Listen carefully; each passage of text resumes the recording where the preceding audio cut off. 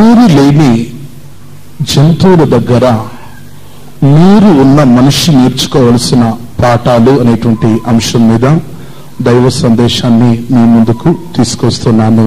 మరలా చెప్తున్నాను, నోరు లేని జంతువుల దగ్గర నోరు ఉన్న మానవుడు నేర్చుకోవలసిన పాఠాలు అనేటువంటి అంశం మీద దైవ సందేశాన్ని మీ ముందుకు తీసుకొస్తున్నాను. మన యొక్క ధ్యానముకై మత్తయి సువార్త 10వ అధ్యాయం 16వ వచనానికి మన బైబిల్ తెరిచి చూద్దాం. మత్తయి సువార్త 10వ అధ్యాయము 16వ వచనం. ఇదిగో తోడేలు మధ్యకు గొర్రెలను పంపునట్లు నేను మిమ్మల్ని పంపుచున్నాను గనుక పాముల వలె వివేకులను పావురం వలె నిష్కపటులై ఉండుడి. దేవుని యొక్క నామానికి మహిమ కలుగును. ప్రియమైన వారలారా, ఈ మత్తయి సువార్త ఈ 10వ అధ్యాయం ఈ 16వ వచనంలో ఉన్నటువంటి మాట మనకు గమనార్థమైనటువంటి మాట. ఈ మాట ఎవరో చెప్పినది కాదు. ఇది యేసుక్రీస్తు వారు స్వయంగా తన నోరు తెరిచి అక్కడున్నటువంటి జనాంగానికి, అక్కడున్నటువంటి మానవాళికి యేసుక్రీస్తు ప్రబోధించినటువంటి ఒక ప్రబోధం ఉంది. చూడండి, ఇక్కడ యేసు ప్రభు స్వయంగా నోరార చెప్పే మాట, ఇదిగో తోడేలు మధ్యకు గొర్రెలను పంపునట్లు నేను మిమ్మల్ని పంపుచున్నాను గనుక పాముల వలె వివేకులను పావురం వలె నిష్కపటులై ఉండు అని చెప్పి దేవుడు ఈ వచనంలో చెప్తున్నాడు. ప్రియమైన వారలారా, ఈ మాటలో గమనిస్తున్నప్పుడు మనకు రెండు ప్రాణులను గూర్చి, రెండు జంతువులను గూర్చి ప్రభు మాట్లాడుతున్నాడు. ఒకటి, ఆయన చెప్పేటప్పుడు పాముల వలె వివేకులై ఉండండి అంటున్నాడు. రెండవది, పావురం లాగా నిష్కపటులై ఉండండి అని చెప్పి యేసు ప్రభు చెప్తున్నారు. ప్రియమైన వారలారా, ఎందుకు ఇలా దేవుడు ఈ పాము దగ్గర, ఈ పావురం దగ్గర నేర్చుకోవలసిన విషయాలు ఎందుకు చెప్తున్నాడని చెప్పి గమనిస్తున్నప్పుడు మన సందేశం యొక్క టైటిల్ ప్రకారంగా నోరు లేని ఈ జంతువుల దగ్గర నోరున్నటువంటి మనిషి నేర్చుకోవలసినటువంటి పాఠాలు ఉన్నాయని చెప్పి దేవునికి తెలుసు. వాటి దగ్గర కొన్ని నేర్పించడానికి దేవుడు ఇలా పెడుతున్నాడు. చూడండి, ఒకవేళ మనం ఆలోచిద్దాం, దేవుడు ఒకవేళ రాజు దగ్గర ఇది నేర్చుకోండి అని చెప్పి ఉండవచ్చు, లేకపోతే మంత్రి దగ్గర ఇది నేర్చుకోనండి అని చెప్పి ఉండవచ్చు, ప్రధానమంత్రి దగ్గర, ముఖ్యమంత్రి దగ్గర, రాజకీయ నాయకుల దగ్గర, లేకపోతే వాళ్ళు వీళ్ళ దగ్గర, లేకపోతే ఒక గొప్ప శాస్త్రవేత్త దగ్గర, మేధావి దగ్గర, జ్ఞాని దగ్గర ఇవి నేర్చుకోండి అని చెప్పి దేవుడు ఏం చెప్పలేదు. కానీ ఆఫ్టర్ ఆల్ ఒక పాము దగ్గర, పావురం దగ్గర ఇవి నేర్చుకోనండి అని చెప్పి, వాటి యొక్క కార్యాలను పరిశీలించి చూడండి అని చెప్పి దేవుడు వచ్చి అడ్వైస్ ఇస్తున్నాడు. ప్రియమైన వారలారా, చూడండి, దేవుడు చెప్పేటప్పుడు పాములాగా వివేకంగా ఉండాలని చెప్పి చెప్తున్నాడు. అదే సమయంలో పావురం లాగా నిష్కపటులుగా ఉండాలని కూడా ప్రభు చెప్తున్నాడు. చూడండి, ఇక్కడ గమనించవలసినటువంటి విషయం ఏంటో తెలుసా? పాముల వలె వివేకంగా ఉండాలని చెప్పి చెప్తున్నాడు. ప్రియమైన వారలారా, వివేకానికి వ్యతిరేక పదం అన్నది అవివేకం. వివేకానికి వ్యతిరేక పదం ఏంటంటే అవివేకం. మానవుని జీవితంలో అవివేకం ఉండకూడదు, కానీ వివేకం అన్నది ఉండాలా. చూడండి, దేవుడు వచ్చి పాము దగ్గరికి వెళ్ళి వివేకాన్ని నేర్చుకోనండి, లేకపోతే వాటిలాగా వివేకంగా ఉండండి అని చెప్పి దేవుడు చెప్తున్నాడు. ప్రియమైన వారలారా, దేవుని మనస్సులో ఎందుకు ఇటువంటి పాముకున్నటువంటి వివేకం మీకు కావాలని చెప్పి ప్రభువు మనకు సలహా ఇస్తున్నాడంటే, చూడండి, పాము చాలా షార్ప్ గా ఉంటుంది. పాము వచ్చి దాని చెవులు కానీ, దాని యొక్క కన్నులు కానీ గమనిస్తుంటే చాలా షార్ప్ గా, చాలా బాగా గ్రహిస్తూ ఉంటుంది. అసలు నేను ఏనాడు వాళ్ళ దగ్గర అడిగినాను, పామును గురించి విషయాలు చెప్పండి అయ్యా అని చెప్పి వాళ్ళ దగ్గర అడిగినప్పుడు వాళ్ళు చెప్పారు. వాళ్ళు చెప్తూ చెప్పారు, అయ్యా పాముల గురించి మీరు చెప్పాలి కానీ మా దగ్గర ఎందుకు అడుగుతున్నారని చెప్పి వాళ్ళు చెప్పారు. నేను పాముల గురించి అనేక విషయాలు చెప్తాను, కానీ మీ అనుభవంలో ఎలా అవి మీకు అనిపిస్తుందో చెప్పండి అని చెప్పినాను. ఆఖరికి వాళ్ళు చెప్పారు, అయ్యా మొదట మీరు బైబిల్లో నుండి వాక్యం చెప్పండి, దాని తర్వాత మేము పాముల గురించి చెప్తామని చెప్పారు. అప్పుడు నేను చెప్పినాను, వాళ్ళకి అర్థమయ్యేటట్టు చెప్పినాను, పాముల్లో 3 రకాలు ఉన్నాయి అని చెప్పినాను. చెప్పండి అని చెప్పినారు. ఆ రోజు కథలాగా వాళ్ళకి చెప్పాను. పాముల్లో 3 రకాలు ఉన్నాయి. ఒకటి కరిసే పాములు ఉన్నాయి, కాటు వేసే పాములు ఉన్నాయి, రెండవది నాకే పాములు ఉన్నాయి, మూడవది మింగివేసే పాములు ఉన్నాయి. పాముల్లో కాటు వేసే పాములు ఉన్నాయి, ఇంకా నాకే పాములు ఉన్నాయి రెండవది, మూడవది మృంగివేసే పాములు ఉన్నాయి. కాటే పాములు అంటే మీకు తెలుసు, త్రాసు పాము అని. నాకే పాములు అని చెప్తే చూడండి, మీకు తెలుసు, ఈ మట్టిలో ఉన్నటువంటి పాములు, ఈ మట్టి పాములు మానవుని నాకుతా ఉంటది. నాకిన స్థలం అంతా దద్దులుగా, ఇంకా శరీరం అంతా ఆ పాము యొక్క పై భాగంలో ఎలా ఉంటుందో అలానే మారిపోతుంది. ఇది పాముల్లో రెండవ రకం. మూడవది మింగివేసే పాములు ఉన్నాయి. కొండ శిలువ లాంటి పాములు మానవులను కానీ లేకపోతే జంతువులను కానీ మింగివేసేది ఉన్నాయి. ఇట్లా వాళ్ళకు దగ్గర 1.5 సేపు చెప్పాను. 1.5 సేపు చెప్పినాను. దాంట్లో ఉన్న తాత్పర్యాలన్నీ కూడా చెప్పాను. ఆఖరికి వాళ్ళని అడిగాను, ఇట్లా బైబిల్లో ఉంది, దాని గురించి మీ అభిప్రాయాలు చెప్పండి అంటే వాళ్ళు చాలా విషయాలు నాకు చెప్పారు. ప్రియమైన వాళ్ళారా, వాళ్ళు చెప్పేది పాముకు చెవులు చాలా షార్పుగా, చాలా చిన్న శబ్దం చేసినా కానీ వాటి చెవుల్లో ఆ యొక్క శబ్దం విన్న వెంటనే అక్కడి నుండి ఆపదేదో జరుగుతుందని చెప్పి అవి తప్పించుకొని తమ రక్షణ కొరకు అవి ఇంకా వెళ్ళిపోతుందని చెప్పి వాళ్ళు చెప్పారు. ఇంకా వాళ్ళు చెప్పారు, కన్నులు చాలా తేటగా అవి చూడగలదు అని చెప్పి వాళ్ళు చెప్పారు. అందువల్ల ప్రభువైన యేసుక్రీస్తు చెప్తున్నారు, పాములాగా వివేకంగా ఉండండి అని చెప్పి ప్రభు చెప్తూ ఉన్నారు. ఇది మొదటిది. రెండవది గమనించినట్టయితే మీరు పావురం లాగా నిష్కపటులుగా ఉండండి అని కూడా ప్రభు చెప్తున్నాడు. అవును ప్రియమైన వాళ్ళారా, పావురాన్ని తీసుకున్నట్టయితే ఆకాశంలో ఎగిరే పక్షుల్లో అన్నిటికల్లా ఈ పావురంలో చేదు అనేటువంటి సంచి పావురంలో ఉండదు. ఈ పావురానికి కల్లా కపటం అన్నది తెలియదు. ఇట్లా మానవుడు కూడా తన జీవితంలో కపటముతో, ఇంకా స్వార్థంతో, అసూయతో, ఈర్ష్యతో, పగతో, క్రోధంతో, కోపంతో ఉన్నటువంటి మనిషి ఈ పావురం దగ్గర నుండినటువంటి ఆ నిష్కపటమైనటువంటి అనుభవాన్ని మానవుడు తెచ్చుకోవాలా. అందువల్ల బైబిల్ గ్రంథంలో గమనిస్తున్నప్పుడు రోమా పత్రిక 16వ అధ్యాయానికి మన బైబిల్ టర్న్ చేసి చూసేటప్పుడు అక్కడ అపోస్తలుడైనటువంటి పౌలు గారు రోమా పత్రిక రాసేటప్పుడు, ఈ రోమాలో ఉన్న సంఘానికి పత్రిక రాసేటప్పుడు ఇలా ఆయన తన విషయాన్ని చెప్తున్నాడు. దాన్ని గురించి రోమా పత్రిక 16వ అధ్యాయం 19వ వచనంలో ఉంది.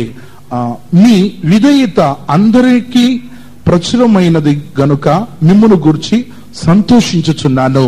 మీరు మేలు విషయమై జ్ఞానులను, కీడు విషయమై నిష్కపటులై ఉండవలనని కోరుచున్నానని చెప్పి ఆయన రాస్తున్నాడు. అవును ప్రియమైన వాళ్ళారా, మన జీవితంలో మనం మేలు విషయమై జ్ఞానులుగాను, కీడు విషయమై మనం నిష్కపటులై ఉండాలని పౌలు గారి యొక్క అభిప్రాయం, ఆయన యొక్క ఆశయం. మన జీవితంలో కూడా మనం పావురం లాగా నిష్కపటులుగా ఉండాలని దైవ వాక్యం బోధిస్తుంది. ప్రియమైన వాళ్ళారా, ఒకటి మాత్రం గుర్తు చేయడానికి నేను ఇష్టపడుతున్నాను. ఈ భూమి మీద చూడండి, కొన్ని జంతువులు ఉన్నాయి. అవి ఏం చేస్తాయి తెలుసా? తమ జీవితంలో చాలా దేవుడు తమకిచ్చినటువంటి ఆ జ్ఞానంతో అవి తమ జీవితంలో జ్ఞానంగా ఉన్నాయి. అందువల్ల మానవుడు తన జీవితంలో ఈ జ్ఞానాన్ని పొందుకోవాలని దేవుడు ఏం చేస్తున్నారు తెలుసా? మీరు పాముల్లాగా వివేకంగా ఉండండి, పావురంలాగా నిష్కపటులుగా ఉండండి అని చెప్పి దేవుడు చెప్తున్నాడు. చూడండి, ఆ జంతువులను గమనించినట్టయితే జంతువులకు 5 జ్ఞానాలు ఉన్నాయి. 5 జ్ఞానం ఉంది. మానవునికైతే 6 జ్ఞానం ఉంది. కానీ ఈ 6 జ్ఞానం కలిగినటువంటి మనిషి 5 జ్ఞానం కలిగినటువంటి జంతువుల దగ్గర నేర్చుకోవలసిన పాఠాలు ఎన్నెన్నో ఉన్నాయి. చూడండి, మానవుడేమో మేధస్సు కలిగిన వాడే, మానవునికి తెలివితేటలున్నాయి, మానవుడు ఉపాయం కలిగినటువంటి వాడే, మానవునికి అన్ని ఉంది, కానీ అదే సమయంలో జంతువుల దగ్గర నేర్చుకోవలసినవి ఎన్నెన్నో ఉన్నాయి. చూడండి, మానవుడు అన్ని తెలిసి కూడా గోతిలో కాలు పెట్టేస్తుంటాడు. మానవునికి అన్ని జాగ్రత్తలు తెలుసు, అదే సమయంలో మానవుడు ఆ ప్రమాద సమయాల్లో తన్ను తానే అలా అప్పగించుకొని ప్రమాద వర్షంలో మరణిస్తున్నాడు. కానీ భూమి మీద ఉన్నటువంటి జంతువులు చూడండి, తమ ప్రాణాన్ని కాపాడుకోవడానికి, తమ పిల్లలను కాపాడుకోవడానికి, తమ యొక్క భవిష్యత్తును అది నిలుపుకోవడానికి చాలా జ్ఞానంగా ఉంటుంది. అందువల్ల మానవుడు, ఈ నోరున్నటువంటి మనిషి నోరు లేని జంతువుల దగ్గర కొన్ని కార్యాలు నేర్చుకోవాలా. చూడండి, సైబీరియా దేశంలో ఉన్నటువంటి కొన్ని పక్షులు ఏం చేస్తాయి తెలుసా? ఇటువంటి చలికాల సమయంలో సైబీరియాలో ఆ నీళ్ళన్నీ మామూలుగా నీళ్లున్నటువంటి ఆ యొక్క కోనేరేమి, అక్కడ ఉన్నటువంటి వాగులేమి, అక్కడ ఉన్నటువంటి నీళ్ళన్నీ గడ్డ కట్టుకుపోద్ది. ఆ గడ్డ కట్టుకొని పోతున్న సమయంలో ఈ ఆకాశంలో ఉన్న పక్షులు ఏం చేస్తాయి తెలుసా?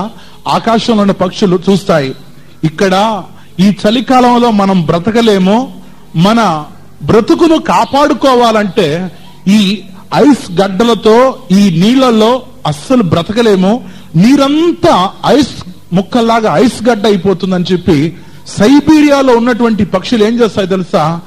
ఆ పక్షులు, నోరు లేని ఆ జంతువులు, ఆ ప్రాణులు ఆకాశంలో ఎగురుకుంటా ఎన్నో నెలల తరబడి ఆకాశంలో ఎగురుతా మన ఇండియా వచ్చి చేరుకుంటాది. ఇండియా వచ్చి చేరుకొనేసి అదేం చేస్తాయి తెలుసా? ఇక్కడ పశ్చిమ గోదావరిలో ఉన్నటువంటి ఆ కోవేరు సరస్సు దగ్గరకు వెళ్ళి అక్కడ ఆ నీళ్లలో అక్కడ తన జీవనాన్ని గడుపుతా తమ యొక్క బ్రతుకులను అక్కడ ఎట్లాగైనా తమ యొక్క జీవితం కాపాడబడాలని చెప్పి ఎక్కడో ఉన్నటువంటి ఈ సైబీరియా ప్రాంతంలో ఉన్నటువంటి ఈ పక్షులు ఆ కోవేరు సరస్సుకు వచ్చేసి అక్కడ కొంతకాలం, కొన్ని నెలలు, ఈ మంచు కాలం పోయేంత వరకు అక్కడ ఉంటూ, అక్కడ గుడ్లు పెడుతూ, అక్కడ పిల్లలను అలా పెంచి, అది మరలా తన పిల్లలను తాను వదిలి వచ్చినటువంటి అదే ప్రాంతానికి, అదే సైబీరియాకు మరలా తన పిల్లలతో కలిసి వెళ్ళిపోతుంది. చూడండి, వాటికి తెలుసు ఈ మంచు సమయంలో, ఈ మంచు కాలంలో ఐస్ నీళ్ళు వచ్చి ఐస్ గడ్డగా మారిపోతున్న సమయంలో నేను ఇక్కడ బ్రతకలేను, ఈ నీళ్ళలో నా జీవితం సాగదని చెప్పి, ఈ ఐస్ ముక్కలతో నా జీవితం గడపడం కష్టం అని చెప్పి ఎక్కడో ఉన్నటువంటి ఆ యొక్క పక్షి ఇలా మన ఇండియాకు వస్తుంది. చూసారా, వాటికి తెలుసు తమకు దేవుడిచ్చిన జ్ఞానాన్ని బట్టి అవి ఎంత జాగ్రత్తగా ఉందో చూడండి. ప్రియమైనటువంటి వారలారా, ఈ ఉదయకాలం పరిశుద్ధాత్మైనటువంటి దేవుడు బైబిల్ గ్రంథంలో నుండి కొన్ని జంతువులను, కొన్ని ప్రాణులను మన ముందు పెట్టి వాటిలో నుండి మనం నేర్చుకోవలసినటువంటి కొన్ని పాఠాలను పరిశుద్ధాత్మ దేవుడు మనకు బోధించడానికి ఇష్టపడుతున్నాడు. వాటిని గూర్చి ఒకదాని తర్వాత ఒకటి పరిశుద్ధాత్మ దేవుడు మన కళ్ళకు కట్టేటట్లు మనకు బోధించుదురుగాక. మొట్టమొదట మనం బైబిల్లో చీమలు దగ్గర నుండి నేర్చుకోవలసినటువంటి విషయాలను మనం చూద్దాం. బైబిల్ గ్రంథంలో చీమలను గూర్చి బైబిల్లో ఇలా రాయబడి ఉంది. సామెతల గ్రంథానికి మన బైబిల్ ఓసారి టర్న్ చేసి చూసేటప్పుడు అక్కడ దేవుని వాక్యం ఇలా చెప్తుందో చూద్దాం. బైబిల్లో సామెతల గ్రంథం 6వ అధ్యాయానికి బైబిల్ తెరిచి 6వ వచనాన్ని చదువుతున్నాను, చూడండి. సోమరి చీమల యొద్దకు వెళ్ళుము, వాటి నడత కనిపెట్టుకొని జ్ఞానము తెచ్చుకొనుము. దేవుని నామానికి మహిమ కలుగును. చూడండి, దేవుడు చెప్పేటువంటి మాట, సోమరి చీమల యొద్దకు వెళ్ళుము, వాటి నడత కనిపెట్టుకొని జ్ఞానము తెచ్చుకొనుమని చెప్పి దేవుని యొక్క వాక్యం బోధిస్తుంది. చూడండి, ఒక వ్యక్తి చీమ దగ్గరకు వెళ్ళి వాటి నడతను కనిపెట్టి జ్ఞానాన్ని తెచ్చుకోవాలని చెప్పి బైబిల్ చెప్తుంది. చూడండి, లోకంలో పిల్లలు జ్ఞానం సంపాదించడానికి వాళ్ళు కళాశాలకు ఇంకా పట్టబద్దులు కావాలని చెప్పి, ఇంకా వారు జ్ఞానాన్ని సంపాదించడానికి, వాళ్ళు ఉన్నతమైన విద్యను అభ్యసించడానికి వారు కళాశాలలకు యూనివర్సిటీకి ఇంకా అనేక స్థలాలకు వెళ్ళేసి తమ జ్ఞానాన్ని పెంపొందించుకోవడానికి, వారికి ఉద్యోగం రావడానికి, వాళ్ళు పై విద్యను చదవడానికి అనేకులు ఏం చేస్తున్నారు తెలుసా? ఈరోజు ఉన్నత విద్యాలయాలకు వెళ్లి విద్యను అభ్యసిస్తున్నారు, జ్ఞానాన్ని సంపాదించుకుంటున్నారు. కానీ దేవుని వాక్యం చెప్తుంది, ఓ సోమరి, చీమల యొద్దకు వెళ్లి వాటి నడత కనిపెట్టుకొని జ్ఞానాన్ని తెచ్చుకో అని చెప్పి దేవుని యొక్క వాక్యం బోధిస్తుంది. ప్రియమైన వారలారా, మనం చీమల దగ్గర పోయి జ్ఞానాన్ని తెచ్చుకోవాలంట. ఇది ఎక్కడ విచిత్రంగా ఉంది చూడండి. మనం ఎంత పెద్ద మనుషులం, 5.5 అడుగు 6 అడుగులు ఉన్నటువంటి మనుషులం. కానీ ఈ 6 అడుగులు కలిగినటువంటి మనిషి చీమ దగ్గర పోయి జ్ఞానాన్ని నేర్చుకోవాలంట. చూడండి, ఇది ఎట్లా ఉందంటే అంత ఉంది, ఆవగింజ అంత ఉంది. దాని దగ్గరికి వెళ్ళి మానవుడు జ్ఞానం నేర్చుకోవాలంట. అవును ప్రియమైన వారలారా, నోరున్నటువంటి మనిషి నోరు లేని జంతువు దగ్గర నేర్చుకోవాల్సిన పాఠాలని చెప్పి అందుకే ఈ ప్రసంగానికి టైటిల్. అవును ప్రియులారా, ఈ చీమ దగ్గర మనిషి నేర్చుకోవాల్సిన విషయాలను ఇప్పుడు చెప్తున్నాను. ఈ చీమ దగ్గర నేర్చుకోవాల్సిన పాఠం ఏంటో తెలుసా? ఓసారి మీ బైబుల్ను అదే సామెతల గ్రంథం 30వ అధ్యాయానికి మీ బైబుల్ తెరిచి చూడండి. 25వ వచనం ఇలా చెప్తుంది. సామెతల గ్రంథం 30వ అధ్యాయం 25వ వచనం, చీమలు బలము లేని జీవులు అయినను అవి వేసవిలో తమ కొరకు ఆహారమును సిద్ధపరచుకొనును. చీమలొచ్చి బలము లేని జీవులు అయినను అవి వేసవిలో తమ కొరకు ఆహారమును సిద్ధపరచుకొను అని చెప్పి చెప్పబడుతుంది. చూడండి, బైబిల్ చెప్తుంది చీమలు బలము లేని జీవులు అని చెప్పి చెప్పబడుతుంది. స్కూల్లో కూడా నేను చదువుకునే రోజుల్లో పాఠాలు ఉండేది. చీమలు చిన్నవి కానీ ఆ చీమల ప్రపంచం చాలా పెద్దదని చెప్పి. ప్రియమైన వాళ్ళారా, చీమలు చాలా చిన్నవి కానీ వాటికి దేవుడిచ్చినటువంటి తెలివితేటలు చాలా పెద్దవి అని చెప్పి నేను చెప్పగలను. చూడండి, చీమలు ఏం చేస్తున్నాయి తెలుసా? బలం లేని జీవులు, కానీ అవి ఏం చేస్తున్నాయి తెలుసా? వేసవి వర్షాకాల సమయంలో వర్షం పడుతున్నప్పుడు తమకు ఆహారం ఉండదన్న విషయం కొరకు, తమకు ధాన్యం దొరకదని చెప్పి, తమకు ఆహారం లభించదనే ఉద్దేశంతో వేసవి కాలానికి ముందుగానే అవి ఏం చేస్తాయి తెలుసా? తమ కొరకు అవి అక్కడక్కడికి వెళ్ళి ఎక్కడైతే ధాన్యం దొరుకుతుందో అక్కడికి వెళ్ళేసి అవి ఏం చేస్తాయి తెలుసా? ధాన్యాన్ని తీసుకొని తమ గూట్లో, తమకున్నటువంటి గదుల్లో, తమ యొక్క ధాన్యాగారంలో అవి వాటన్నిటిని తీసుకెళ్లి స్టాక్ చేస్తుంది. చూడండి, దీనికి ఎవరు జ్ఞానాన్ని నేర్పించిన వాళ్ళు లేరు, మనుషులు కాదు. దీనికి దేవుడిచ్చిన జ్ఞానంతో వర్షాకాలానికి ముందుగా, వర్షాకాలంలో ఇక భూమి మీద నేలలో నడవలేము, అసలు ఆహారాన్ని వెతకలేమనే ఉద్దేశంతో ముందుగా ధాన్యాన్ని సమకూర్చడానికి, విత్తనాలను సమకూర్చడానికి ఇవేం చేస్తున్నాయి తెలుసా? ఇవి జ్ఞానంగా తమకు వేసవి కాల సమయానికి మునుపే ఇవన్నీ ధాన్యాలను సమకూర్చుకుంటున్నాయి. ప్రియమైన వారలారా, ఇది చీమల్లో మనం నేర్చుకోవలసింది. అవును, అవి చాలా జ్ఞానంగా వాటి విషయమై అవి జాగ్రత్త పడుతుంది. చూడండి ప్రియమైన వారలారా, చీమల దగ్గర మనం నేర్చుకోవాల్సింది ఏంటంటే మనం జాగ్రత్తను నేర్చుకోవాలా. మన యొక్క జీవితంలో కూడా మనకు ఒక కరువు కాలం అన్నది వస్తుంది. ఆ కరువు కాలానికి ముందు చీమలు ఎలా ఆ యొక్క ధాన్యాన్ని, ఆ విత్తనాలను తమ యొక్క ధాన్యాగారంలో, తమ యొక్క గదుల్లో స్టోర్ చేస్తుందో, ఇదే విధంగా మనం కూడా మన యొక్క ఆత్మీయ జీవితానికి కావలసినవన్నీ దాచుకోవాలా. మీకు తెలుసు, చీమల యొక్క ఆహారం ఏంటంటే ధాన్యాలు అని చెప్పి తెలుసు. చూడండి, విత్తనాలు అని చెప్పి తెలుసు. బైబిల్లో ఓ మాట ఉంది, విత్తనం వచ్చి దేవుని వాక్యానికి సాదృశ్యంగా ఉంది. బైబిల్లో లూకా సువార్తలో మనం చదువుతున్నప్పుడు విత్తనం అనేది దేవుని యొక్క వాక్యం అని చెప్పి దేవుని యొక్క వాక్యమైనటువంటి బైబిల్ చెప్తుంది. ఓసారి చూడండి, లూకా సువార్త 8వ అధ్యాయం 11వ వచనాన్ని చదువుతున్నాను. లూకా సువార్త 8వ అధ్యాయము 11వ వచనం, విత్తనము దేవుని వాక్యము. హల్లెలూయా, హల్లెలూయా. చూడండి, ఈ లూకా 8:11 చెప్పబడుతుంది. ఈ ఉపమాన భావం ఏమనగా, విత్తనము దేవుని యొక్క వాక్యము. అవును ప్రియులారా, చీమలు అన్నది ధాన్యాన్ని లేకపోతే విత్తనాన్ని అవి తమకు కరువైనటువంటి రోజుకు ముందే జాగ్రత్తగా వాటినన్నిటి తీసుకొని వచ్చి తమ గూట్లో పెట్టుకుంటుంది.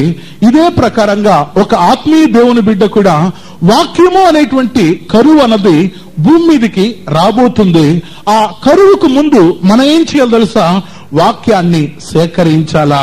అదే నేను కూటం స్టార్ట్ చేయడానికి ముందు కూట కార్యక్రమాలు చెప్పేటప్పుడు మీకు చెప్పాను, వాక్యం మీకు దొరికేటప్పుడే మీరేం చేయాలి తెలుసా?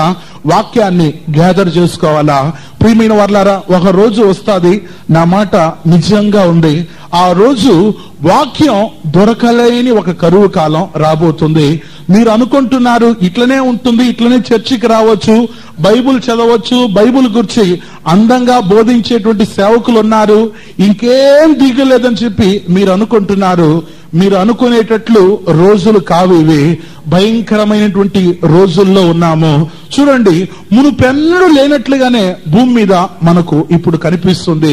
ఇప్పుడున్నట్లుగా ఇంకా కొంతకాలం ఉంటాదని చెప్పి అనుకోబాకండి. ఆ రోజు మీరు చర్చికి వస్తారు, చర్చి ఖాళీగా ఉంటుంది. వాక్యాన్ని చదవాలని, వాక్యం బైబుల్ కావాలనుకుంటారు. మీ చేతుల్లో, మీ కంటి ముందు బైబుల్ ఉన్నప్పుడే ఈ బైబుల్ను చేతులారా పెరుకేసి అక్కడే నిప్పులు మంట వేసి ఆ నిప్పుల్లో బైబుల్ గ్రంథాన్ని తీసి పడేస్తారు. ఆ రోజు నోటి మూలంగా వాక్యం ఎవరైనా చెప్తారని చెప్పి మీరు మనుషుల దగ్గరికి వెళ్తారు, కానీ వాక్యాన్ని గూర్చి చెప్పరు. సినిమా గూర్చి, ఇంకా లోకంలో ఉన్నటువంటి కట్టుకథలను గూర్చి, లోకంలో ఉన్న వాటిని గూర్చి చెప్పేవాళ్ళు ఉంటారు, కానీ ఆ రోజు వాక్యాన్ని మీకు బోధించేవారు ఉండరు. కళ్ళారా వాక్యాన్ని చూడాలని మీరు ప్రయాసపడతారు, కానీ వాక్యాన్ని చూడలేరు. ప్రియమైన వారలారా, నేను చెప్పేది ఏదో కాదు, నేను జరగబోయే కార్యాలను గురించే మాట్లాడుతున్నాను. చూడండి, మునుపు లేనట్లుగానే ఈ రోజు కనిపిస్తుంది. మునుపు చూడండి, ముందున్న కాలంలో ఒక స్త్రీని, ఒక సహోదరిని రహదారులు చూడడం చాలా కష్టం.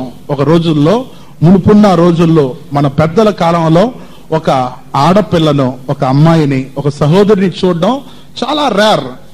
వాళ్ళు ఇంట్లో ఉంటారు, ఎప్పుడు స్త్రీలు ఇంట్లోనే ఉంటారు. ఎవరైనా ఇంటికి వెళ్ళేసి ఆ ఇంట్లో ఉన్నటువంటి ఆ యొక్క వాళ్ళ దగ్గర పని పడితే ఇంటికి వెళ్ళారు అనుకోండి, ఆ ఇంట్లో మగవాళ్ళు లేరు అనుకోండి, అప్పుడు ఏం చేస్తారు తెలుసా? స్త్రీలు, ఆడవాళ్ళు ఆ ఇంట్లో ఉన్నటువంటి ఆ అమ్మాయి కానీ, లేకపోతే ఆ సహోదరి కానీ, తల్లి కానీ, ఆమె ఏం చేస్తారో తెలుసా? లోపల ఉండే ఆమె సమాధానం ఇస్తుంది. లోపల ఉండే ఎవరు కావాలయ్యా అని అడుగుతుంది. అమ్మా ఇట్లా అయ్యగారు లేరా అని చెప్తే ఆమె ఏమంటా తెలుసా? అయ్యా అని చెప్పి భయపడతా ఆమె ఏం చేస్తారు? తలుపు చాటు దగ్గరకు వస్తుంది. తలుపు చాటులో వచ్చేసి, అయ్యా ఆయన పనికి వెళ్ళి ఉన్నాడు, ఆయన వచ్చేదానికి టైం పడతాదని చెప్పి భయపడతా అక్కడ కూడా, ఇంట్లో కూడా ముసుకేసుకొనేసి భయంతో చెప్తాది. ఇంట్లో ఉండి భయంతో చెప్తా ఉంటది. ఆ రోజుల్లో స్త్రీల యొక్క వేషధారణ ఎట్లా ఉంటదంటే, వాళ్ళ వస్త్రధారణ ఎట్లా ఉంటదంటే చాలా పర్ఫెక్ట్ గా ఉంటది. 8 మీటర్ల చీర పై నుండి కింద వరకు కప్పుకుంటారు. ఈ రోజు అట్లా బట్టలు ధరించే వాళ్ళు ఎక్కడున్నారు చూపియండి. ఆ రోజుల్లో అట్లా ఇంట్లోపల ఉండి, తలుపు చాట్లో ఉండి బదులిస్తారు ఆడవాళ్ళు. కాలం చూడండి, ఈ రోజు గమనించినట్టయితే స్త్రీలు లేని కార్యాలయాలు లేదు, స్త్రీలు లేని కొట్లు లేవు, స్త్రీలు లేని ఇండ్లు లేవు, స్త్రీలు లేని సమాజం లేదు. అసలు ఈ రోజు గమనించినట్టయితే ఇంట్లోపల ఉండవలసినటువంటి వాళ్ళు ఈ రోజు వచ్చి వీధిలో వచ్చి పడ్డారు. ఈ రోజు ఏ రంగంలో అయినా తీసుకోండి, స్త్రీలు లేకుండా ఈరోజు ఏ షాపు లేదు, ఏ కార్యాలయం లేదు, ఏ పని లేదు. ఈవెన్ కండక్టర్ పోస్ట్ అయినా తీసుకోండి, లేకపోతే పెట్రోల్ బంకుల్లోనైనా తీసుకోండి, లేకపోతే కిరాణా కొట్లో తీసుకోండి, ఇంకా బట్టల షాప్ లోనైనా తీసుకోండి, షోరూమ్ లోనైనా తీసుకోండి. ఈరోజు గమనించినట్టయితే అన్ని రంగాల్లో సహోదరులు ప్రాధాన్యమైపోయారు. నేను మంచిది, నేను కాదని చెప్పను, కానీ మన యొక్క వస్త్రధారణ గురించి చాలా జాగ్రత్తగా ఉండాలా. ఇవన్నీ నేను ఎందుకు చెప్తున్నానంటే, ముందు ఇలా లేవు కానీ ఇప్పుడు ఇలా వచ్చేసింది, కానీ ఇంకా కొంతకాలం రోజుల తర్వాత ఇట్లా ఇంకా మార్పులు జరుగుతుంది. చూడండి, ఈ మధ్య కాలంలో ముందైతే ఒక వార్త ఒక స్థలం నుండి ఇంకో స్థలానికి పాస్ చేయాలంటే ఇంకా ఉత్తరాల మూలంగా, లేకపోతే మనిషిని పంపించి ఎద్దుల బండ్ల మూలంగా, ఇంకా కాలి నడక చేత, ఇంకా గాడిదల మీద వెళ్లి ఇంకా పోయి వార్త చెప్పేసి రావాలా. ఈ రోజు గమనించినట్టయితే ఈ రోజు లెటర్ వచ్చేసింది, ఈ రోజు గమనించినట్టయితే కొరియర్ వచ్చేసింది, ఈ రోజు వచ్చి సెల్స్ వచ్చేసింది, ఫోన్లు వచ్చేసింది, టెలెక్స్ వచ్చింది, టెలిఫాక్స్ వచ్చేసింది, అన్ని నవీనంగా మారిపోయింది.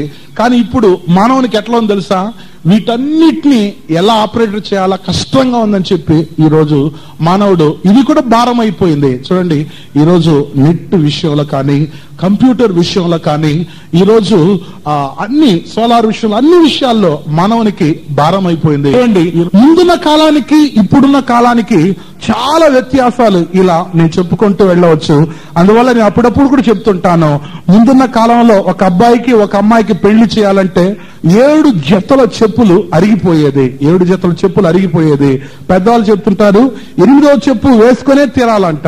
వేసుకొని పోయి చూసి ఇంకా నచ్చిన అమ్మాయిని తీసుకొచ్చుకొని ఆ అబ్బాయికి ఇచ్చి పెళ్లి చేయాలంట. ఈ రోజు గమనిస్తే 7 జతల చెప్పులు అరిగిపోవాల్సిన అవసరమే లేదు. ఈ రోజు 7 నిమిషాల్లో ఒక పెళ్లి అయిపోతుంది. 7 నిమిషాల్లో పెళ్లి అయిపోతుంది, 7 నిమిషాల్లో విడిపోతారు. అమ్మగారి ఇంటికి అమ్మాయి వచ్చేస్తుంది. కాపురాలు అంతే, డైవర్స్ ఇచ్చే అవసరం లేదు, ఇంకో పెళ్లి చేస్తా అంటారు. చూడండి, 7 జతల చెప్పులు అరిగే కాలం ఎక్కడ, 7 నిమిషాలు పెళ్లి జరిగే కాలం ఎక్కడ? ఇంకా చెప్పనా, ముందు రోజుల్లో ఒక ఇంట్లో కోడిని కోసి వండుకొని తింటా ఉంటే ఆ వీధిలో ఉన్నటువంటి 7 ఇళ్ళు గమ గమ గమ గమ గమన వస్తా ఉంటుంది. అసలు కోడి మాంసం ఉడకబెట్టిన తర్వాత కొంచెం బియ్యం వేపి కొంచెం దంపి దాంట్లో వేస్తే గమ గమ గమ గమ అని వాసన వచ్చేది. ఇప్పుడు వేసి చూడండి కావాలంటే. ఇప్పుడు ఎట్లా ఉంది తెలుసా, ఎదురుగా ఉన్న మనిషి కోడి మాంసం తింటున్నాడు అనుకోండి, మన ఎదురుగా ఒక వ్యక్తి కోడి మాంసం తింటున్నాడు అనుకో, ఎదురుగా ఉన్న వ్యక్తికి కూడా వాసన రాదు. ముందైతే ఆ వీధి మొత్తం వాసన గమగమలాడుతూ ఉంటది. ఇప్పుడు ఎదురుగా తింటున్న వ్యక్తి, ఆ ముందు కూర్చున్న వ్యక్తి కూడా వాసన రాదు. కాలం మారిపోయింది ప్రియమైన వాళ్ళారా. ఒకప్పుడు నీతి నిజాయితీగా ప్రజలు ఉండేవాళ్ళు, ఇప్పుడు పోయింది. ఈ ప్రకారంగా నేను విషయానికి వస్తున్నాను. చూడండి, ఒకరోజు కరువు అన్నది రాబోతుంది. ఆ కరువులో మన చేతుల్లో ఉన్నటువంటి బైబుల్ గ్రంథం ఉండదు. బైబుల్ అన్నిటినీ కాల్చివేసే రోజులు రాబోతుంది. బైబుల్ అన్ని పీకేస్తాయి పోతే రోజులు రాబోతుంది. క్రైస్తవులకు భయంకరమైన శ్రమల కాలం అన్నది ముందు ఉన్నాయి. అందువల్ల నా ప్రియమైన వాళ్ళారా, రోజు ఒక వాక్యాన్ని కంఠోపాఠం చేసుకోనండి, రోజు ఒక వాక్యాన్ని అనుకోనండి. నేను చెప్పేది కట్టుకథలు కాదు, కల్పనా కథలు అసలే కాదు. బైబుల్లో ఆమోస్ గ్రంథంలో ఉన్నటువంటి విషయాన్ని నేను చెప్తున్నాను. బైబుల్లో చూడండి, ఆమోస్ గ్రంథం 8వ అధ్యాయానికి మన బైబిల్ టర్న్ చేసేటప్పుడు అక్కడ ఒక కరువు రాబోతుందని చెప్పి చెప్పబడుతుంది. ఆ కరువును గురించి ఇలా ఉంది. ఆమోసు గ్రంథం 8వ అధ్యాయం 11వ వచనం. ఆమోసు గ్రంథం 8వ అధ్యాయం 11వ వచనం. రాబో దినములు యందు దేశములో నేను క్షేమమును పుట్టింతును, అది అన్నపానములు లేకపోవటం చేత కలుగు క్షేమము కాక యెహోవా మాట వినకపోవటం వల్ల కలిగే క్షేమముగా ఉండును. ఇదే యెహోవా వాక్కు. హల్లెలూయా. చూడండి, ఇక్కడ ఈ 11వ వచనంలో ఒక కరువు వస్తుందంట.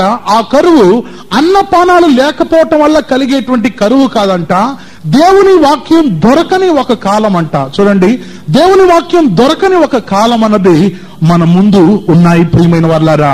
అందువల్ల మనం ఏం చేయాలి తెలుసా, చీమలదా లాగా జాగ్రత్తగా ఉండి ఆ కరువు కాలానికి ముందే ఇప్పుడు మనకు సమయం ఉండగానే మనం ఏం చేయాలి తెలుసా, ఆదివారాలు ఆరాధనకు వచ్చి బుధవారాలు బైబిల్ స్టడీకి వచ్చి, శనివారాల్లో కనిపెట్టు కూటాలకు, ఇంకా కాటేజ్ మీటింగ్ కి, జ్ఞాపకార్థ కూటాలకు, స్తుతి కూటాలకు వచ్చి దేవుని వాక్యాన్ని మన మనస్సులో మనం స్టోర్ చేసుకోవాలా, వాటిని మన మనస్సులో సేవ్ చేసుకోవాలా.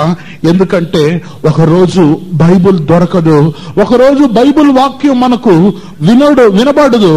ఆ రోజుకు ముందే మనం దేవుని వాక్యం మనం మనసులో పెట్టుకోవాలా. ఆ రోజు ఎవరైతే చీమల్లాగా జ్ఞానంగా వాక్యాన్ని తమ హృదయంలో ఉంచుకుంటారో వాళ్ళు పరలోకానికి కొనిపోబడతారు. ఒకవేళ వాళ్ళు భూలోకంలో చేయి విడువబడి ఉన్నా కానీ ఒకవేళ ఏదో ఒక కారణం వలన వాళ్ళు నలుగురిని కూర్చోబెట్టుకునేసి 4 మంచి మాటలు, బైబిల్ మాటలు చెప్పి వాళ్లను యేసయ్య వైపు త్రిప్పేవారుగా ఉంటారు. అందువల్ల మనం చీమల దగ్గర నుండి నేర్చుకోవాల్సిన పాఠం జాగ్రత్తను నేర్చుకోవాలా. చీమలు వర్షాకాలానికి ముందుగానే అవి ముందుగానే అన్ని పర్ఫెక్ట్ గా అవి ఆహార ధాన్యాలన్నీ సమకూర్చుకుంటుంది. ఇదే ప్రకారంగా శ్రమల కాలానికి ముందే మనం కూడా వాక్యాన్ని మనం జాగ్రత్తగా భద్రపరచుకోవాలా. This is the first point. Second point, రెండో విషయానికి వెళ్తున్నాను. రెండవది, బైబిల్లో మనం జాగ్రత్తగా గమనించినప్పుడు కుందేళ్ల గురించి బైబిల్లో చూడవచ్చు. రెండవది, ఈ కుందేళ్ల గురించి బైబిల్లో 104వ కీర్తనకు మన బైబిల్ ఒకసారి తెరిచి చూడండి. అక్కడ 104వ కీర్తన 18వ వచనాన్ని చదువుతున్నాను. 104వ కీర్తన 18వ వచనం. గొప్ప కొండలు కొండ మేకలకు ఉనికి పట్లు, కుందేళ్లకు బండలు ఆశ్రయ స్థలములు. దేవునికి స్తోత్రం. చూడండి, మరలా చదువుతున్నాను 18వ వచనాన్ని. గొప్ప కొండలు కొండ మేకలకు ఉనికి పట్లు, కుందేళ్లకు బండలు ఆశ్రయ స్థలములు అని చెప్పి చెప్పబడుతుంది. చూడండి, మన బైబిల్లో కుందేళ్ళు అని చెప్పి చెప్పబడుతుంది మామూలుగా, కానీ తమిళ బైబిల్లో గమనించినట్టయితే చిన్న కుందేళ్ళు అని చెప్పి చెప్పబడుతుంది. ఓసారి తమిళ్లో చదువుదాం. 104 సంగీతం 18వ వచనం. 104 సంగీతం 18వ వచనం. కుళి ముస్సులకు అని చెప్పి ఉంది, చిన్న కుందేళ్ళకు అని చెప్పి చెప్పబడుతుంది. చూడండి ప్రియమైన వారలారా, ఈ యొక్క చిన్న కుందేళ్లు వచ్చి ఏం చేస్తున్నాయని తెలుసా? ఈ కుందేళ్లకు వచ్చి బండలు ఆశ్రయ స్థలాలని చెప్పి చెప్పబడుతుంది. చూడండి, చీమల దగ్గర నుండి జాగ్రత్తను నేర్చుకుంటున్నాం. కుందేల దగ్గర నుండి నేర్చుకోవాల్సింది ఏంటో తెలుసా? ప్రభువును ఆశ్రయంగా కలిగి ఉండేదాన్ని ఇది కుందేలు మనకు నేర్పిస్తుంది. చూడండి, కుందేలను వేటాడడానికి వేటగాడు బయలుదేరినాడు అనుకోండి, ఇదేం చేస్తాయి తెలుసా? ఈ కుందేలు జ్ఞానంగా, చాలా జ్ఞానంతో వేటాడేటువంటి వేటగాడు తన్ను వేటాడి తన బుట్టలో వేసుకోవడానికి మునుపే ఇదేం చేస్తాయి తెలుసా? చాలా అలర్ట్ గా ఇది ఎట్లాగైనా ఈ వేటగాని యొక్క ఉరిలో నుండి నేను తప్పించబడాలనేటువంటి ఆ ధీమాతో ఇదేం చేస్తుంది తెలుసా? బండలను పోయి ఆశ్రయంగా అది పోయి దాక్కుంటాది, బండలో పోయి దాక్కుంటాది. చూడండి, ఈ బండ అన్నది 1 కొరింథీ 10వ అధ్యాయం 4వ వచనాన్ని చదువుతున్నప్పుడు అక్కడ ఆ బండ ఎవరు అని చెప్పి చెప్పబడుతుందంటే, చదువుతున్నాను. 1 కొరింథీ 10వ అధ్యాయం 4వ వచనం. అందరూ ఆత్మ సంబంధమైన ఒకే పానమును పానం చేసిరి, ఏలయనగా తమ్మును వెంబడించిన ఆత్మ సంబంధమైన బండలోనిది తాగిరి, ఆ బండ క్రీస్తే. హల్లెలూయా. చూడండి, ఆ బండ క్రీస్తే అని చెప్పి రాయబడి ఉంది. అవును ప్రియులారా, ఈ కుందేలు ఏం చేస్తున్నాయి తెలుసా? ఆ బండలో పోయి దాక్కుంటా ఉంది. మనం కూడా ఏం చేయాలి తెలుసా? కుందేలాగా బండలో పోయి దాక్కోవాలా? ఎందుకు పోయి దాక్కోవాలంటే, వేటగాడు మన మీద కన్నేస్తున్నాడు. ఈ వేటగాడు మనలను ఎట్లాగైనా తన బుట్టలో వేసుకోవాలా, మనల్ని చంపాలని, మనల్ని వేటాడాలని చెప్పి ఈ వేటగాడు మనల్ని చూస్తున్నాడు. ప్రియమైన వారలారా, వేటగాడు అని చెప్పినప్పుడు సాతానునికి సాదృశ్యంగా ఉంది. బైబిల్లో 1 పేతురు పత్రిక 5వ అధ్యాయం 8వ వచనాన్ని చదువుతున్నప్పుడు అక్కడ నిబ్బరమైన బుద్ధి గల వారై మెలకువగా ఉండుడి, మీ విరోధి అయినటువంటి అపవాది ఎవరిని మృంగుదునా అని చెప్పి గర్జించు సింహంలాగా అతడు తిరుగులాడుచున్నట్లు రాయబడి ఉంది. అతడు తిరుగులాడడం అన్నది వేటాడే దానితో పోల్చబడి ఉంది. అవును, ఈ వేటగాని యొక్క ఉరిలో మనం చిక్కుకోకుండా మనం ఏం చేయాలి తెలుసా? బండ లోపల పోయి దాక్కోవాలా? చూడండి, కుందేలు ఎట్లా పోయి బండలు ఆశ్రయ స్థలంగా కలిగి ఉంటుందో అదే విధంగా మనం పోయి మనం ఏం చేయాలి తెలుసా? బండలు దాగి ఉండాలా? చూడండి, అందుకే బైబిల్లో 91వ కీర్తనకు మన బైబిల్ టర్న్ చేసేటప్పుడు అక్కడ ఇలా చెప్పబడుతుంది. 3వ వచనాన్ని చదువుతున్నాను. వేటగాని ఉరిలో నుండి ఆయన నన్ను విడిపించను, నాశనకరమైన తెగులు రాకుండా నన్ను రక్షించునని చెప్పి చెప్పబడుతుంది. అవును ప్రియమైన వారలారా, వేటగాడైనటువంటి సాతానుడు పొంచి మనల్ని తన యొక్క బుట్టలో వేసుకోవడానికి ముందు మనం ఏం తెలుసా? ప్రభువులో ఆశ్రయం కలిగి ఉండాలా? అందుకే మన పరిశుద్ధులు ఈ పాట ఇలా కట్టినారు. ఆశ్రయింప నా యేసున్నాడు, శాశ్వత కాలం క్రీస్తు మారనివాడు. ఆశ్రయింప నా యేసున్నాడు, శాశ్వత కాలం క్రీస్తు మారనివాడు. నిరీక్షణ కాధారం లేని వేళలో నమ్మకమైన దుర్గమే నా యేసున్నాడు. హల్లెలూయా. చూడండి, అప్పుడు ఈ యొక్క కుందేలు బండలను పోయి తమకు ఆశ్రయ స్థలంగా మార్చుకుంటుంది. మనం కూడా ప్రభువును ఆశ్రయించాలా? వ్యాధి వచ్చేటప్పుడేమి, మనకు కష్టం వచ్చేటప్పుడేమి, మనకు తీరని పోరాటాలు వచ్చేటప్పుడేమి, నిందలు అవమానాలు వచ్చేటప్పుడేమి, మన జీవితంలో ఏది వచ్చినా మనం పరుగున వెళ్ళి బండను ఆశ్రయించాలా? ఇది కుందేలు మనకు నేర్పించేటువంటి పాఠమై ఉంది. ఇది రెండవది. మూడవ విషయానికి వెళ్తున్నాను. మూడవది గమనించినట్టయితే, మూడవది మనం బైబిల్లో గమనిస్తున్నప్పుడు లేడీ అని చెప్పి చెప్పబడుతుంది. దీన్ని బైబిల్లో బైబిల్ పరంగాను ఇంకా సాధారణ పరంగా మనం గమనిస్తున్నప్పుడు దుప్పి అని చెప్పి లేకపోతే జింక అని చెప్పి చెప్పుకోవచ్చు. ఇది మనకు నేర్పే పాఠం ఏంటో తెలుసా? ఒకసారి చూద్దాం. బైబిల్లో హబోకు 3వ అధ్యాయం 19వ వచనాన్ని చదువుతున్నప్పుడు, హబోకు 3వ అధ్యాయం 19వ వచనాన్ని చదువుతున్నప్పుడు అక్కడ ఇలా ఉంది. 19వ వచనం, ప్రభువుకు యెహోవా నాకు బలము, ఆయన నా కాళ్లను లేడి కాళ్ల వలె చెయ్యును, ఉన్నత స్థలం మీద ఆయన నన్ను నడువ చెయ్యును. హల్లెలూయా. చూడండి, ఇక్కడ లేడీని గురించి చెప్పబడుతుంది. అంటే దీనికి అనేక పేర్లు సహజంగా మనం పెట్టుకుంటుంటాం. లేడీ అని చెప్పి, ఇంకా జింక అని చెప్పి, దుప్పి అని చెప్పి, ఇలా సహజంగా మనం పేర్లు పెడుతుంటాం. ప్రియమైన వారలారా, చూడండి, ఈ జింకలు ఏం చేస్తున్నాయి తెలుసా? ఈ జింక, దుప్పి లేకపోతే ఈ యొక్క ప్రాణి అవి తమ యొక్క జీవితంలో అవి ఉన్నత స్థలానికి వెళ్ళిపోయి ఉంటుంది. చూడండి, ఇంకో విషయం కూడా గమనించుదాం. ఈ లేడీ అన్నది లేకపోతే ఈ జింక అన్నది ఇది ఏకాంత స్థలాలకు వెళ్ళిపోయి అక్కడ తాము తమ యొక్క పిల్లలతో అవి ప్రశాంతంగా విహరిస్తా తమకు దేవుడిచ్చే ఆహారాలను తింటూ ఉంటుంది. ఇది అలా తమ యొక్క జీవితంలో అలా ఏకాంత స్థలాన్ని, ఇంకో మాటలు చెప్పాలంటే ఈ హబోకు 3:19 ప్రకారంగా ఉన్నత స్థలంలోకి వెళ్ళిపోయి ఇది వెళ్ళి చేరుకుంటుంటుంది. చూడండి, ఇట్లనే మన జీవితంలో కూడా ఏం చేయాలి తెలుసా? మనం కూడా ఉన్నతంలో ఉండే అనుభవాన్ని, ఇంకా ఏకాంతంగా ఉండేటువంటి అనుభవాన్ని మనం కోరుకోవలసింది అవసరమై ఉంది. చూడండి, దీని గురించి ఎన్నో విషయాలు సహజంగా వేటగాళ్లు చెప్తున్నారు. ఇది మనుషుల యొక్క గాలి పై భాగం నుండి క్రింద భాగంలో ఈ జింకలు ఉంటే పైనుండి ఆ మనుషుల యొక్క వాసన గాలి రూపంలో దీనికి వచ్చి సోకిందనుకోండి, ఇంకా ఆ ఛాయల్లోనే ఉండదు. ఈ జింక ఆ ఛాయల్లోనే ఉండదు, ఇంకా ఎవ్వరికి కనబడలేనంత వేగంగా వెళ్ళిపోతుంది. నేను ఒకసారి మన కొట్టాలపల్లికి దరిదాపులో ఒకరోజు రాత్రి ఒంటరిగా స్కూటర్ మీద వస్తున్న సందర్భం అది. ఇంచుమించు ఒక 5-6 జింకలు పరిగెత్తుకొని వెళ్తా ఉన్నాయి. ఒక స్థలానికి వెళ్ళి ఆగిపోయింది. నేను కూడా లైట్ ఆర్పేసి ఇంకా వెళ్ళాలా అని చెప్పి చిన్నగా వెళ్ళినాను. కానీ అది కొంచెం దూరం పోయి ఆగి అట్లనే చూస్తుంది. కానీ ఏం చేసింది తెలుసా? చాలా వేగంగా ఎంతో ఎత్తులో ఎగురుతా పైకి అట్లా జంప్ చేసుకుంటా వెళ్ళింది. అప్పుడే అనుకున్నాను, కుందేళ్ళు ఈ జింకలు వచ్చేసి నడవదు, ఎగురుతాయి అని చెప్పి ఆ రోజే నాకు తెలిసింది.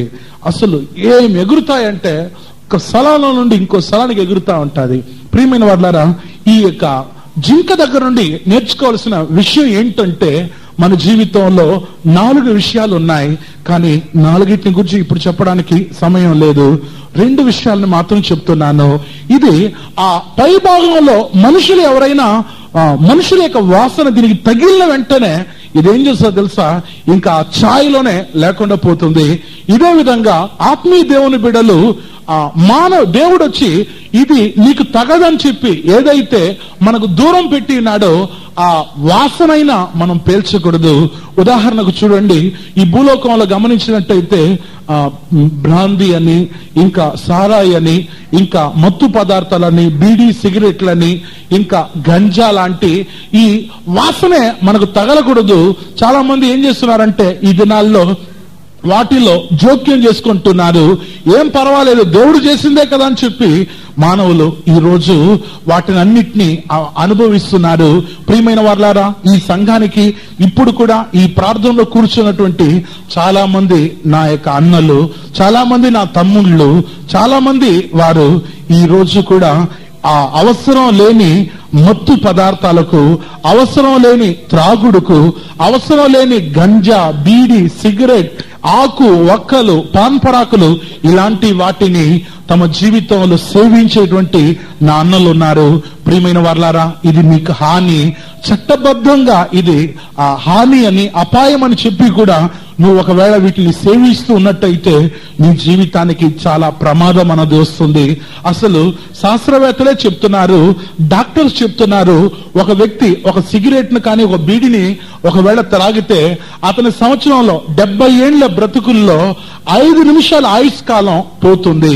ఒక వ్యక్తి ఒకసారి సారాయి తాగితే ఆ వ్యక్తి తన జీవితంలో అర్ధగంట సేపు ఆయుష్కాలాన్ని పోగొట్టుకుంటున్నాడు. చాలా మంది తమ ఆయుష్కాలాన్ని గూర్చి విలువ లేకుండా తమ ఆయుష్కాలాన్ని గూర్చి తమ చేతులారా తుంచేసుకుంటున్నారు. ప్రియమైన వారలారా, మనం లేడీలాగా జింకలాగా ఉండాలా? చూడండి, మనుషుల వాసన అంటే అస్సలు పడదు.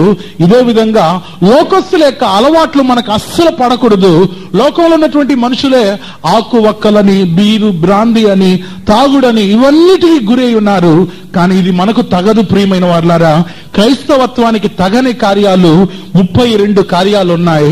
ఆ తగని కార్యాల్లో మనం జోలికే పోకూడదు. ఇది మొదటిది.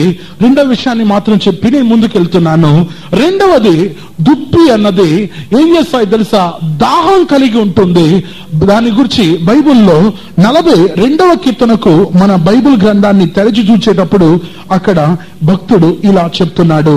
ఆ విషయాన్ని బైబిల్లో 42వ కీర్తన 1వ వచనం, దుప్పి నీటి వాగుల కొరకు ఆశపడినట్లు దేవా నీ కొరకు నా ప్రాణం ఆశపడుచున్నది. హల్లెలూయా. చూడండి, దుప్పికి నీటి మీద దానికి ఒక దాహం అన్నది ఉంటుంటుంది. చూడండి, సహజంగా ఈ యొక్క వేటగాళ్ళ దగ్గర నుండి గ్యాదర్ చేసిన విషయాలు, వేటగారు ఈ వేటాడేటువంటి సందర్భాల్లో వారు కనుగొన్న సంగతి, దుప్పికి ఎండాకాలంలో భయంకరమైన నోరు ఎండిపోతున్న సమయంలో దాహంతో అసలు అక్కడ నీరు లేని స్థలాల్లో తిరుగుతా, ఇంకా నీరు దొరక్కపోతే అది ఎట్లో తన ప్రాణాన్ని మిట్లాడుతా ఎట్లాగైనా నీరు త్రాగాలని చెప్పి ఆశపడుతా ఉంటదంట. అది అక్కడ ఎక్కడ భూమి అంతా ఎండిపోయినందువల్ల ఏ వాగులో, ఏ చెరువులో, ఏ గుంటలో ఎక్కడ నీళ్లు లేని సందర్భంలో ఈ దుప్పి ఏం చేస్తుందంటే తెలుసా? ఆశపడుచున్నది. హల్లెలూయా. చూడండి, దుప్పికి నీటి మీద దానికి ఒక దాహం అన్నది ఉంటుంటుంది.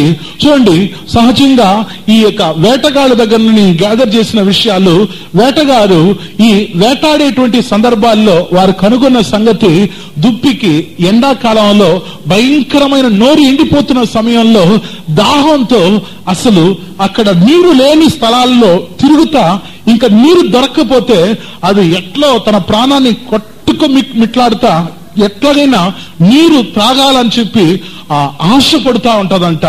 అది అక్కడ ఎక్కడ భూమి అంతా ఎండిపోయినందువల్ల ఏ వాగులో, ఏ చెరువులో, ఏ గుంటలో, ఎక్కడ నీళ్లు లేని సందర్భంలో ఈ దుప్పి ఏం చేస్తుందంట తెలుసా? జింక ఏం చేస్తుందంట తెలుసా?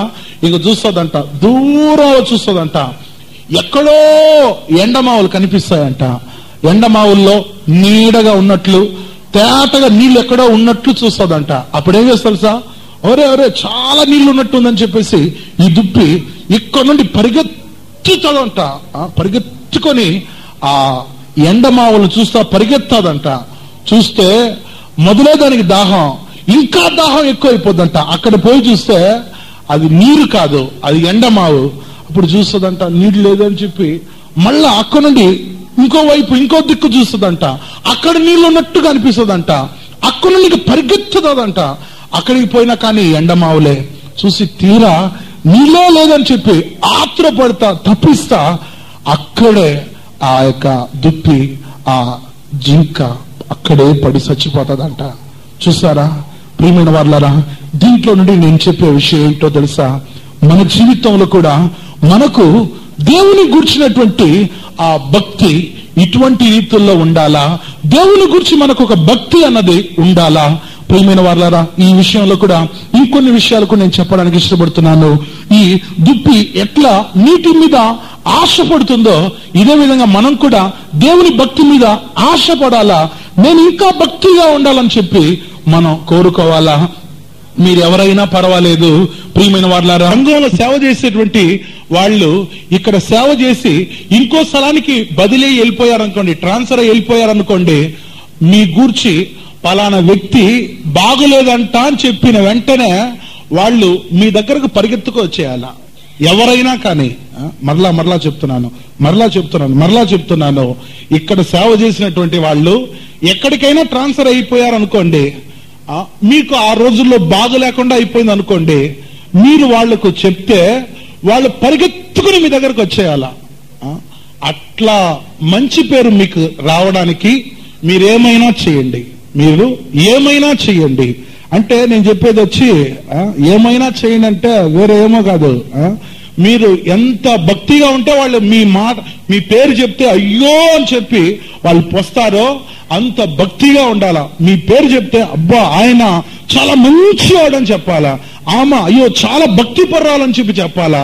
చూడండి, ఇది మన యొక్క జీవితానికి అవసరం ప్రియమైన వాళ్ళారా. ఈ రోజు గమనించినట్టయితే కొంతమంది చెప్తుంటేనే అసలు మంచి వాళ్ళ కారనేటువంటి స్థితుల్లో ఉన్నాము. అలాంటి పేరు మనకొద్దు, మనకు మంచి పేరు కావాలా? చూడండి, ఈ దుప్పిలాగా మన జీవితంలో ఇది ఆ యొక్క దప్పిక ఎట్లా కలిగి ఉంటుందో నీటి మీద, అదే విధంగా మన జీవితంలో కూడా భక్తి మీద మనకు ఒక దప్పి కావాలా? మన యొక్క జీవితంలో విశ్వాసం మీద దప్పిక కావాలా?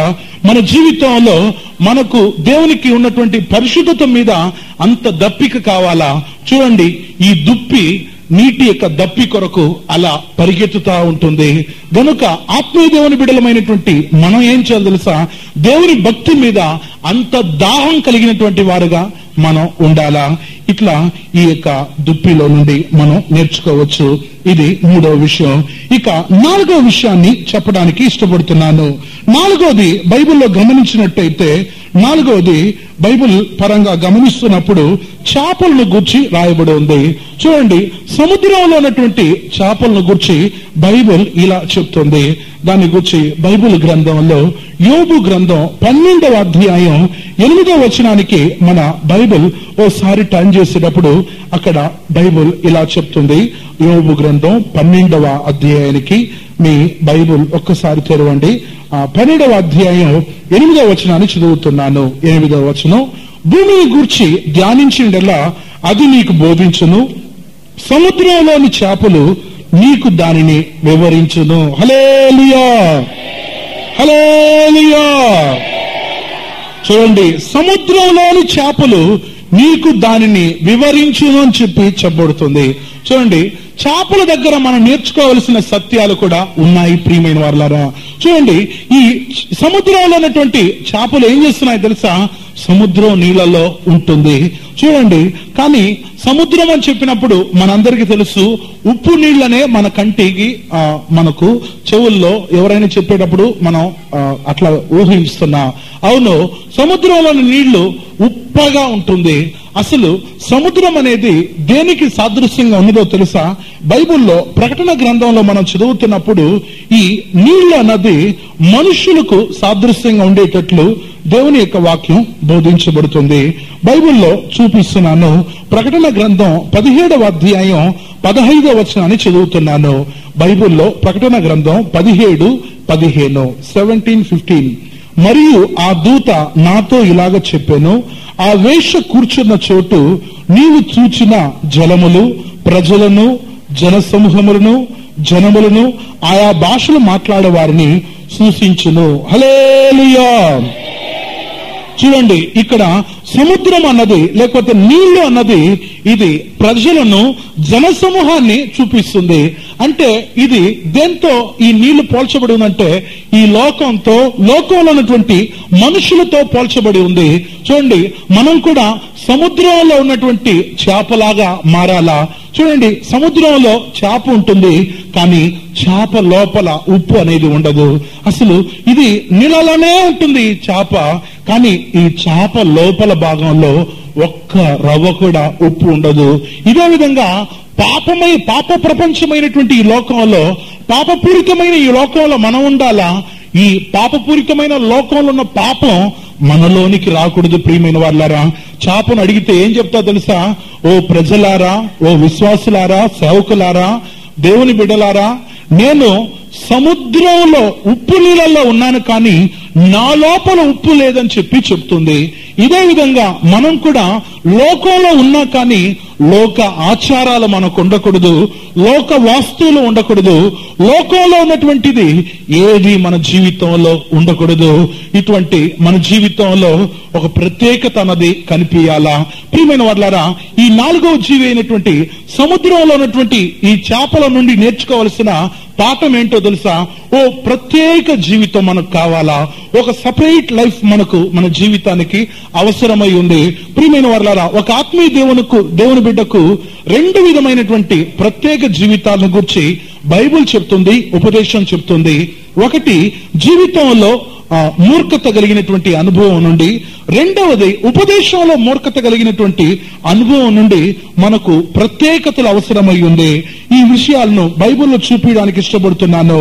బైబిల్లో అపోస్తలుల కార్యములు 2వ అధ్యాయానికి మన బైబిల్ టర్న్ చేసి 40వ వచనాన్ని చదువుతున్నప్పుడు అక్కడ ఇలా చెప్పబడుతుంది, ఇంకను అనేక విధములైన మాటలతో సాక్ష్యం ఇచ్చుచు మీరు మూర్ఖులకు ఈ తరము వారికి వేరై రక్షణ పొందుడని వారిని హెచ్చరించెను. హల్లెలూయా.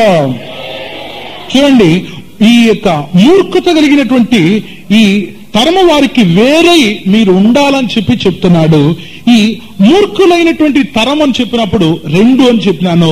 ఒకటి జీవితంలో మూర్ఖత గలవాళ్ళు, రెండవది ఉపదేశంలో మూర్ఖత గలవాళ్ళు. వారి నుండి మనం సపరేట్ అయిపోవాలా? కావున మన జీవితం ఈ లోకంలో ఉంటూనే మనం పవిత్రంగా, ఈ లోకంలో ఉంటే భక్తిగానే, ఈ లోకంలో ఉంటూ అన్ని విషయాల్లో మనం మాదిరిగా ఉండాలా? ఇది ఈ సముద్రంలో ఉన్నటువంటి చేప మనకు నేర్పించేటువంటి సత్యాలై ఉన్నది. సమయం లేదు కాబట్టి నేను త్వరగా ముందుకు వేగంగా వెళ్ళిపోతున్నాను. తర్వాత 5వది గమనించినట్టయితే, 5వది ఆకాశంలో ఉన్నటువంటి పక్షులను గురించి మనం ఆకాశ పక్షులు నేర్పించేటువంటి విషయానికి వెళ్దాం. బైబిల్లో ఇలా ఉంది. బైబిల్లో లూకాసు వార్త 12వ అధ్యాయం 24వ వచనాన్ని చదువుతున్నప్పుడు అక్కడ బైబిల్ ఇలా చెప్తుంది. లూకాసు వార్తకు మీ యొక్క బైబిల్ తెరిచి 12వ అధ్యాయానికి మీ బైబిల్ తెరిచి 24వ వచనాన్ని ఫాలో చేయండి. 24వ వచనం, కాకుల సంగతి విచారించి చూడి, అవి విత్తవు, కోయవు, వాటికి గరిసె లేదు, కొట్టు లేదు, అయినను దేవుడు వాటిని పోషించుచున్నాడు. మీరు పక్షుల కంటే ఎంతో శ్రేష్ఠులు. హల్లెలూయా, హల్లెలూయా. చూడండి, దేవుడు ఇక్కడ ఆకాశంలో ఎగిరే పక్షులను మన ముందు పెడుతున్నాడు. ప్రియమైన వారలారా, మన జీవితంలో ఆకాశంలో ఎగిరేటువంటి పక్షుల దగ్గర మనం నేర్చుకోవాల్సిన విషయం ఏంటో తెలుసా? త్వరగా క్లుప్తంగా చెప్తున్నాను. పక్షుల దగ్గర నుండి మనం నేర్చుకోవాల్సిన విషయం ఏంటంటే, చింతలేని ఒక జీవితం మనం చెయ్యాలా. మన జీవితంలో చింతలేని జీవితం మనం చెయ్యాలా. ఇదే ఆకాశంలో ఎగిరే పక్షులు మనకు నేర్పిస్తుంది. చూడండి, ఒక పిచ్చుక ఉందనుకోండి, ఉదాహరణకు ఓ చిలక ఉందనుకోండి. ఆ చిలక ఉదయాన్నే లేస్తుంది. లేస్తున్నప్పుడు ఎక్కడికో రెక్కలు కట్టుకుని ఎగురుతా ఉంది అనుకోనండి. అనుకుంటే ఆ చిలక దగ్గరే మనం మాట్లాడుతున్నాం అనుకోండి. ఉదాహరణకు ఆ చిలకను అడుగుతాం, చిలక చిలక ఎక్కడికి వెళ్తున్నావు చిలక అని అడగండి. ఆ చిలక ఏమంటా తెలుసా? ఈ రోజు నా ఆహారం కొరకు నేను వెళ్తున్నాను అంటాది. సరే, అది పోనీ వదిలేసేయండి. పోయి ఆహారం తింటుందో తిన్న తర్వాత సంగతి అది పోనీ. పోయిన తర్వాత సాయంకాలం తన గూటికి వస్తా ఉంటుంది. అప్పుడు అడగండి, చిలక ఎక్కడి నుండి వస్తున్నావు అని అడగండి. అప్పుడు చెప్తాది, ఆహారాన్ని తిని వస్తున్నాను అంటాది. అప్పుడు మీరు అడగండి, చిలక ఈ రోజు నీకు ధాన్యాలు దొరికిందా అని అడగండి. ఓ ఎస్ దొరికింది నాకు అంటాది. ఆ చిలక ఏం చెప్తుంది? దేవుడు నాకు ఇచ్చాడు అంటాది. కానీ మానవుడైతే ఈరోజు ఈ ఆహారాన్ని సంపాదించాలని, ధనాన్ని సంపాదించాలని అన్యాయాలు, దగ, మోసాలు, అబద్ధాలు, ఇంకా రకరకాలైనటువంటి దాంతో ఈరోజు మనిషి మునిగి తేలుతా ఉన్నాడు. కానీ ఆకాశంలో ఎగిరే పక్షులు నీలాగా ప్రాకులాడదు, నీలాగా అసలు కావాలో రావాలో అని చెప్పి అది ఆత్రపడదు, తాపేత్రయపడదు. దేవుడు నాకని పెట్టిన ఆహారం ఉంటాదని చెప్పి అది తన జీవితంలో అలా అనుకుంటూ ఉంటుంది. ప్రియమైన దేవుని బిడ్డలారా, అవును, ఆకాశ పక్షులు చింతలేని పక్షులు. ఆకాశం ఎగిరే పక్షుల దగ్గర నేర్చుకోవాల్సింది చింతే మనకు ఉండకూడదు. బైబిల్లో గమనించినట్టయితే ఇక్కడ ఈ కాకుల సంగతి మీరు విచారించండి అని చెప్పి దేవుడు చెప్తున్నాడు. అక్కడ గమనిస్తున్నప్పుడు దానికి 2 లేదని చెప్పి చెప్తున్నాడు. దానికి 2 లేదంట. ఏంటంటే, ఒకటి గరిసె లేదు, రెండవది కొట్టు లేదని చెప్పి చెప్పబడుతుంది. చూడండి, వాటికి దేవుడు వచ్చి ఏనాటికి ఆ ఆహారాన్ని ఆనాటికి దేవుడు ఇస్తూ ఉన్నాడు. ఇదే విధంగా ప్రభు నమ్ముకున్నటువంటి ప్రభు బిడలమైనటువంటి మనం కూడా ఏ నాటికి కావలసింది ఆ నాటికి మనకు చాలు. ప్రియమైన వారలారా, యేసు ప్రభు ఈ లోకంలో ఉన్నప్పుడు మత్తయి సువార్త 6వ అధ్యాయం మనకు ఆఖరి వచనంలో ప్రభువు నేర్పిన సంగతిని గురించి ఇలా రాయబడి ఉంది. మత్తయి సువార్త 6వ అధ్యాయం 34వ వచనాన్ని చదువుతున్నాను. రేపటిని గూర్చి చింతించుకుడి, రేపటి దినము దాని సంగతులను గూర్చి చింతించును, ఏ నాటికీడు ఆ నాటికి చాలును. హల్లెలూయా, హల్లెలూయా. చూడండి, ప్రభు చెప్తున్నాడు, రేపటిని గురించి చింతించుకుడి, రేపటి దినం దాని సంగతిని గూర్చి చింతించును, ఏ నాటికీడు ఆ నాటికి చాలును. అవును, ఈ ఆకాశంలో ఎగిరే పక్షిలాగా మనం ఏం చేయాలి తెలుసా? ఏ రోజుకు కావాలో ఆ రోజుకు మనకు ఉంటే చాలు. ఈరోజు చూడండి, ఆఫ్టర్ ఆల్ మనిషి 6 జ్ఞానం కలిగినటువంటి మనిషి 5 జ్ఞానం కలిగినటువంటి జంతువుల దగ్గర ఈ పాఠాలన్నీ నేర్చుకోవాల్సి ఉంది. చూడండి, ఆకాశంలో ఎగిరే పక్షులు చెప్తాయి, మాకే చింత లేదు, ఏ దిగులు లేదు. ఆకాశంలో మమ్మను పోషించిన దేవుడు ఉన్నాడు. ఆ దేవుడు మాకు ఆకలేసేటప్పుడు మాకు ఆహారం పెడతాడు. మాకు ఆపద సమయాల్లో ఆయనే మనకు ఆశ్రయంగా ఉంటాడని చెప్పి అవి చెప్తూ ఉంటాయి. కానీ ఈరోజు మనిషి ఎట్లా ఉన్నాడు తెలుసా? మనిషి 6 జ్ఞానం కలిగినాడు, కానీ 5 జ్ఞానం కలిగినటువంటి జంతువు దగ్గర నేర్చుకోవాల్సిన సంగతులు ఎన్నో ఉన్నాయి. ఈ సందర్భంలో ఓ కథ చెప్తున్నాను. మీకు కథ అంటే ఇష్టం, నాకు అది తెలుసు కాబట్టి చెప్తున్నాను. ఒకాన ఊర్లో ఒక 2 వ్యక్తులు పక్క ఇంట్లో కాపురాలు చేస్తూ ఉండేవాళ్ళు. వాళ్ళు ఇరువురు కూడా వేరే వేరే వాళ్ళు. కానీ వాళ్ళిద్దరూ ఒకే ఆ యొక్క పోర్షన్ లో, ఈంది పక్కిల్లు, ఈంది యువతలిల్లు, వీళ్ళిద్దరు కూడా అక్కడ కాపురం ఉంటున్నారు. వీళ్ళిద్దరికి ఒకే కంపెనీలో పని దొరికింది. వీళ్ళిద్దరికి ఒకే కంపెనీలో పని దొరికింది. ఇద్దరు క్యాడర్ కూడా ఆ యొక్క కంపెనీలో ఒకే పని ఇచ్చారు. ఈయనకు కూలి, ఒకే కూలి, ఈయనకు కూడా కూలి, ఇంకో వ్యక్తి కూడా అదే కూలి. ఇట్లా 2 కూలీలు ఒకటిగానే దొరుకుతా ఉండేది. ఇట్లా చాలా రోజులు గడుస్తా ఉంది. కానీ ఒక ఆయన ఏం చేస్తాడు తెలుసా? రోజు నిద్ర లేచిన పక్క ఇల్లు అన్నాను కదా, ఉదయాన్న పనికి వెళ్ళడానికి ముందు అన్నం వండుకుంటాడు. అన్నం వండుకొని తింటా ఉంటాడు. ఇంకో ఆ పక్కన ఉన్న వ్యక్తి కూడా ఆయనే ప్రిపేర్ చేసుకుంటాడు, అన్నం ప్రిపేర్ చేసుకుని ఆయన భోజనం చేస్తుంటాడు. జరిగింది ఏంటో తెలుసా, వాళ్ళిద్దరిలో ఒక వ్యక్తి మాత్రం చాలా పొదుపుగా ఉన్నాడు, ఇంకో వ్యక్తి అయితే దుబారాగా ఖర్చు పెడతా ఉన్నాడు. ఇట్లున్నప్పుడు ఈ పొదుపుగా ఉన్న వ్యక్తి ఎట్లా పొదుపుగా ఉన్నాడు తెలుసా, అది కూడా చెప్తా. పొదుపుగా ఉన్న వ్యక్తి రోజు వేడివేడిగా అన్నం చేసుకొని రెడీగా పెట్టుకుంటాడు. పక్కింట్లో ఉన్న వ్యక్తి అయితే అన్నం చేసుకుంటాడు, మంచి కూరలు తెచ్చుకుంటాడు, మాంసం తెచ్చుకొని మంచిగా కూర వండుతాడు. కూర వండే సమయంలో ఈ వ్యక్తి ఏం చేస్తాడు తెలుసా, పొదుపుగా ఉన్న వ్యక్తి రెడీగా పెట్టుకుంటాడు. అవతల ఇంట్లో వ్యక్తి ఆ యొక్క మాంసం చేసి తర్వాత పెట్టేటప్పుడు గమ్మ అని వాసన వస్తుంది కదా, ఆ వాసనలో ఈ వ్యక్తి ఏం చేస్తాడు తెలుసా, రెడీగా తల్లం పెట్టుకునేసి ఆ వ్యక్తి తాలింపు చేసేటప్పుడు ఈ వ్యక్తి భోజనం చేస్తాడు. ఈ వ్యక్తి అనుకునేది నేను కూడా మాంసం తింటున్నానని చెప్పి ఆ వాసన చూసి ఈ వ్యక్తి తినేస్తాడు. ఇట్లున్నప్పుడు జరిగింది ఏంటో తెలుసా, పాపం ఆ వ్యక్తి మాత్రం రోజు ఏదో తెచ్చుకుంటాడు. ఇట్లున్నప్పుడు ఈ వ్యక్తి మాత్రం కూరే చేసుకోడు. ఈ పొదుపుగా ఉన్న వ్యక్తి ఏ కూరలు చేసుకోడు. అవతల వ్యక్తి సాంబారు పెట్టినా తాళింపు వేసేటప్పుడు మొత్తం పప్పు అంతా సిద్ధపరిచిన తర్వాత పెట్టేటప్పుడు తాళింపు వేసేటప్పుడు వెంటనే ఈ వ్యక్తి ఎప్పుడు కనిపెట్టుకుని ఉంటాడు. ఈ వ్యక్తి పొదుపుగా ఉన్న వ్యక్తి తర్వాత పెట్టి తాళింపు చేసేటప్పుడు ఈ అన్నం తినేస్తాడు. ఇట్లా చేసి ఆయన ఏం చేస్తారు తెలుసా, ఒక సైకిల్ కొనుక్కున్నాడు. ఎవరు చెప్పండి, పొదుపుగా ఉన్న వ్యక్తి. ఇంకా అట్లనే ఆ వ్యక్తి అట్లా చేసుకుంటున్నప్పుడు ఈ వ్యక్తి ఒక మంచి గేదెను కూడా కొనుక్కున్నాడు. ఈ వ్యక్తి సైకిల్ కొనుక్కున్నాడు, అదే సమయంలో ఒక గేదెను కూడా కొనుక్కున్నాడు. ఇట్లున్నప్పుడు ఆ దుబారాగా ఖర్చు పెట్టే వ్యక్తికి ఆలోచన ఎక్కువ అయిపోతుంది. ఏంట్రా ఇది, నేను ఒకే కంపెనీలో ఇద్దరు కలిసి పని చేసుకుంటున్నా, ఆయనకి ఎంత కూలో నాకు అంతే కూలి, కానీ నేను ఏం మిగిల్చలేకపోతున్నానే, అసలు వచ్చేటట్టే ఖర్చు అయిపోతా ఉంది, ఏంట్రా ఇదని చెప్పేసి అసలు చాలా రోజులు అనుకుంటానే ఉన్నాడు.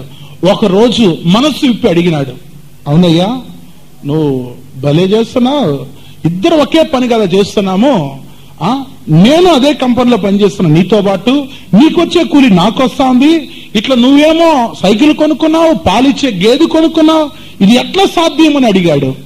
అప్పుడు ఈ పొదుపుగా ఉన్న వ్యక్తి ఉన్న విషయం చెప్పాడు, అయ్యా నువ్వు కూరలు చేసుకుంటున్నప్పుడు తర్వాత పెట్టేటప్పుడు నేను కూరలు చేసుకోను, నేను అన్నం వండుకుంటాను, నీ కూర వాసన పిలిచి నేను వట్టి తెల్లన్నం తినేస్తాను, కూరలో వచ్చే డబ్బులన్నీ పొదుపు చేసి సైకిల్ కొనుక్కున్నాను, ఈ పాలిచ్చే గేదెను కొనుక్కున్నాను అన్నాడు.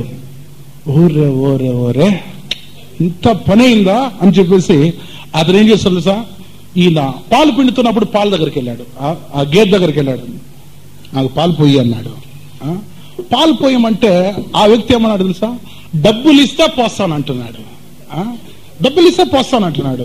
ఈ వ్యక్తి నేను ఇవ్వను అంటున్నాడు, నేను పొయ్యను అంటున్నాడు. ఇతను ఆఖరికి గొడవలు వచ్చింది.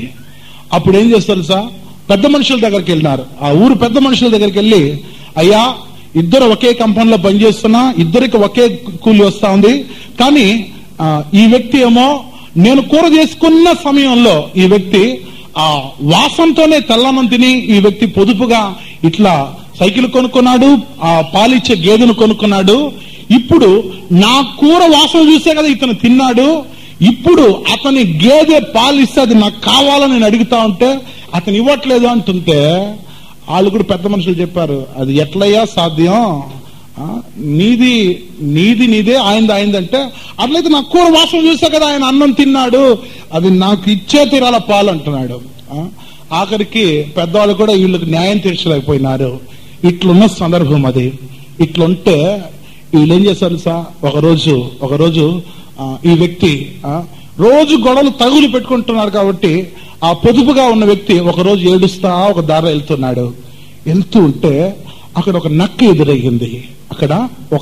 ఎదురయ్యింది. ఎదురయ్యి ఆ వ్యక్తి దగ్గర అడిగింది, ఎందు ఏడుస్తున్నావు అని అడిగింది. అప్పుడు జరిగిన విషయం అంతా చెప్పాడు. ఇట్లా నేను ఈ వ్యక్తి పక్కింటి వ్యక్తి ఒకే కంపెనీలో పనిచేసే వాళ్ళం, ఆయన మాత్రం కూరలు చేసుకుంటా మంచిగా డబ్బులన్నీ దుబారాగా ఖర్చు పెట్టాడు.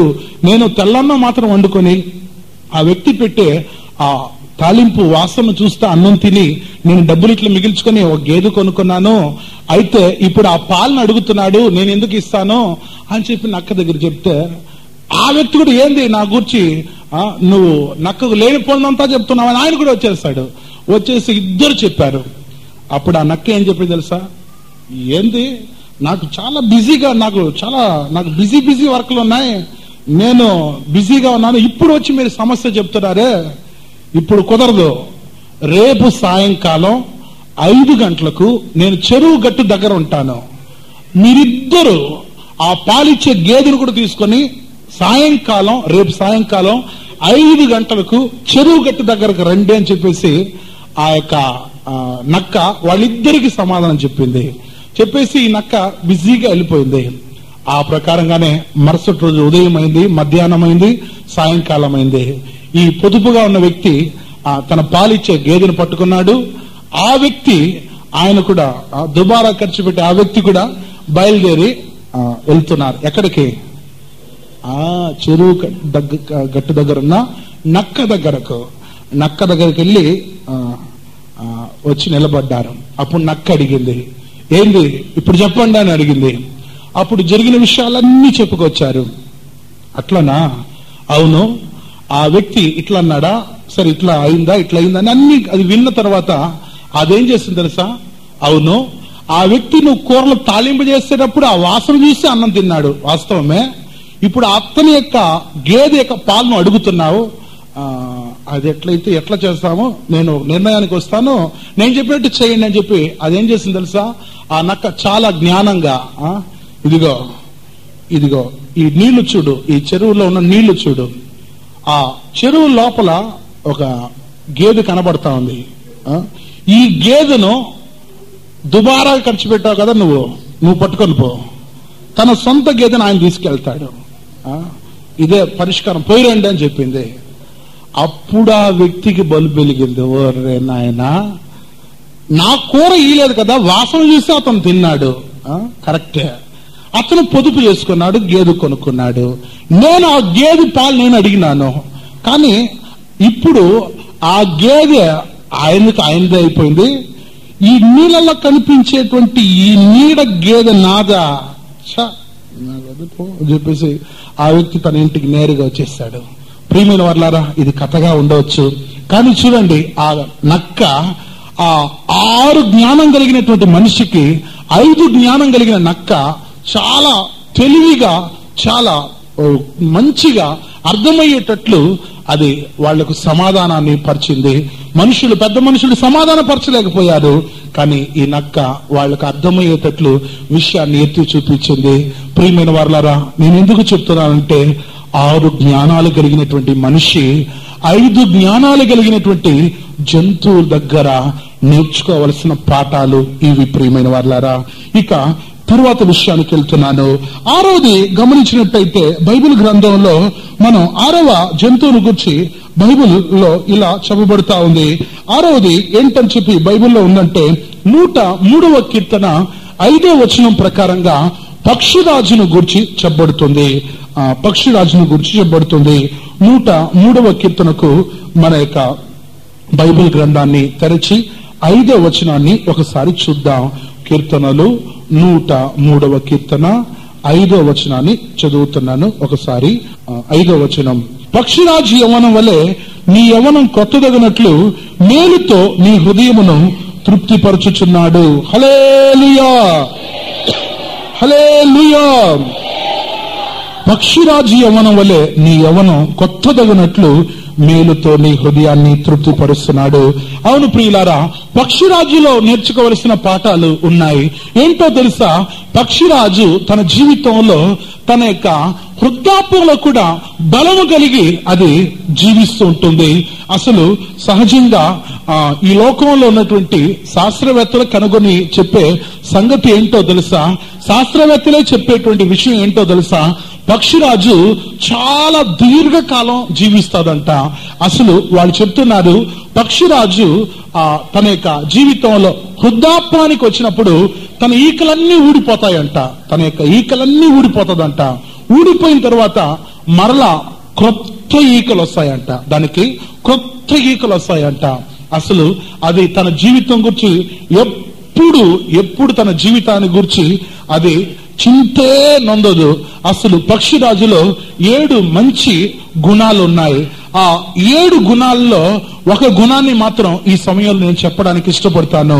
ఇది శాస్త్రవేత్తలే కనుగొని చెప్పిన విషయం. ఇది ఆ యొక్క పక్షిరాజు తనకు బాగలేకుండా వచ్చింది అనుకోండి, తనకు అస్వస్థత వచ్చింది అనుకోండి, అదేం చేస్తుందో తెలుసా? తనకు బాగలేని సందర్భంలో ఇంకా ఎక్కడికి వెళ్ళదంట, ఎత్తైన కొండకి వెళ్ళిపోద్దంట. ఎత్తైన కొండకి వెళ్ళిపోయేసి ఇంకా ఏమి తిందంట, ఏ ఆహారం తిందంట, పోయి ఆ బండ మీద పోయి కూర్చుంటదంట. అట్లనే కూర్చుంటదంట. సూర్యుని యొక్క కిరణాలు ఆ పక్షిరాజు మీద, గద్ద మీద పడతా ఉంటదంట. అసలు దాన్ని కనుగొన్నటువంటి ఆ శాస్త్రవేత్తలే చెప్తున్నారు, ఏమంటున్నారు తెలుసా? ఎటువంటి దానికి జబ్బు ఉన్నా కానీ ఈ సన్ రైజర్ మూలంగా వచ్చే ఈ సూర్య కిరణాల వల్ల ఏర్పడినటువంటి ఆ కాంతి దాని మీద పడి తనకున్నటువంటి ఎటువంటి వ్యాధి యొక్క క్రిములైన తన ఒంట్లో ఉన్నదంతా చచ్చిపోద్దంట. ఈ వేడి ఒళ్ళంతా వేడైపోయేసి ఆ యొక్క సూక్ష్మ జీవులను, ఆ యొక్క వ్యాధికి విరోధంగా ఉన్నటువంటి ఆ బ్యాక్టీరియా అన్నిటిని చంపేస్తుందంట. అసలు ఎన్ని రోజులైనా కానీ అది బాగయ్యేంత వరకు అదే సూర్యుని యొక్క ఆ యొక్క కిరణాల దగ్గరే నిలబడి ఉంటదంట, బాగయ్యేంత వరకు ఉంటదంట. చూసారా ప్రియమైన వాళ్ళారా? ఇది పక్షిరాజులో ఉన్నటువంటి ఎంత తెలివైనటువంటి విషయం. చూడండి, మన జీవితంలో కూడా మనం కూడా ఈ సూర్యుని యొక్క వెలుగు మనకు కావాలా? ఈ సూర్యుడు ఎవరని చెప్పి బైబిల్లో ఉందంటే 84వ కీర్తన 10వ వచనాన్ని చదువుతున్నప్పుడు దేవుడైన యెహోవా సూర్యుడును కేడమునై ఉన్నాడని చెప్పి బైబిల్ చెప్తుంది. ఆ సూర్యుడు ఎవరని చెప్పి మలాకి 4వ అధ్యాయం 2వ వచనంలో రాయబడి ఉంది. అయితే నా నామమందు భయభక్తులు గల వారగు మీకు నీతి సూర్యుడు ఉదయించును, అతని రెక్కలు మీకు ఆరోగ్యం కలుగుజేయును గనుక మీరు బయలుదేరి కొవ్విన దూడలు గంతులు వేయినట్లు గంతులు వేయుదురని చెప్పి దైవవాక్యం బోధిస్తుంది. చూడండి, ఈ పక్షిరాజుకు, గద్దకు అస్వస్థత వచ్చేటప్పుడు మనలాగా హాస్పిటల్కో లేకపోతే క్లినిక్ దగ్గరకో లేకపోతే టానిక్లకో లేకపోతే మందులకో మాత్రలకో ఇంజక్షన్లకో అది పోదు. మనకు అస్వస్థత వచ్చేటప్పుడు అలా దేవుని సముఖంలో ఆ యొక్క సూర్యుని యొక్క కిరణాలు తన మీద పడ్డానికి అప్పగించుకుంటుంది. ప్రియమైన వారలారా, ఈ యొక్క వాక్యాన్ని వింటున్నటువంటి మీతో ఓ చిన్న విషయాన్ని చెప్తున్నాను. మానవుడే ఈరోజు అసలు మందులు, మాత్రలని, డాక్టర్లని, హాస్పిటల్ అని చెప్పి ఈరోజు మానవులు పరిగెత్తుతూ ఉన్నారు. కానీ దేవుని వాక్యంలో ఆది కాండం నుండి ప్రకటన గ్రంథం వరకు నాకు చదివి ఎన్నో రోజులు ఉన్నాయి, ఎన్నోసార్లు చదివి ఉన్నాను. అసలు వ్యాధి వస్తే దేవుడు మందులు ఇచ్చినట్లు కానీ, మాత్రలు ఇచ్చినట్లు కానీ, హాస్పిటల్కు పొమ్మని కానీ బైబిల్లో ఎక్కడ కూడా రాయబడలేదు. చూడండి, దేవుడు వచ్చి ఆ ఏదైనా తోటలో ఆదాము హవ్వలను చేసిన తర్వాత వాళ్ళకు తినడానికి పండ్లు ఇచ్చాడు, వారు తినడానికి ఆహార ధాన్యాలన్నిటిని ఇచ్చాడు, వారు కట్టుకోవడానికి ఒక గొర్రెను వధించి వాటి చర్మం ద్వారా చొక్కాను కుట్టించాడు, వారికి కావలసినవన్నీ ఇచ్చాడు. కానీ వారు బాగులేకపోతే, మీరు బాగులేనప్పుడు ఈ మాత్రలు వాడండి, ఈ మందులు వాడండి అని చెప్పి ఎక్కడ వాళ్ళకి ఇచ్చినట్లు బైబిల్లో లేదు.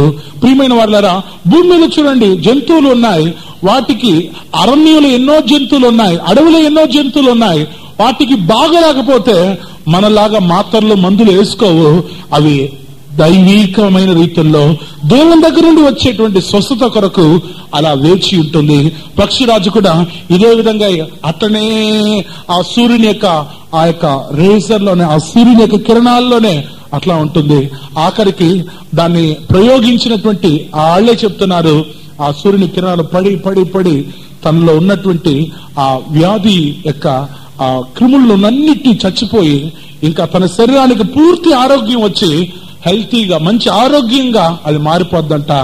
ఆఖరికి ఆ యొక్క బాగు లేకుండా ఉన్న ఆ పక్షిరాజు స్వస్థత పొందుకొని ఆకాశంలో ఎగురుతాదంట.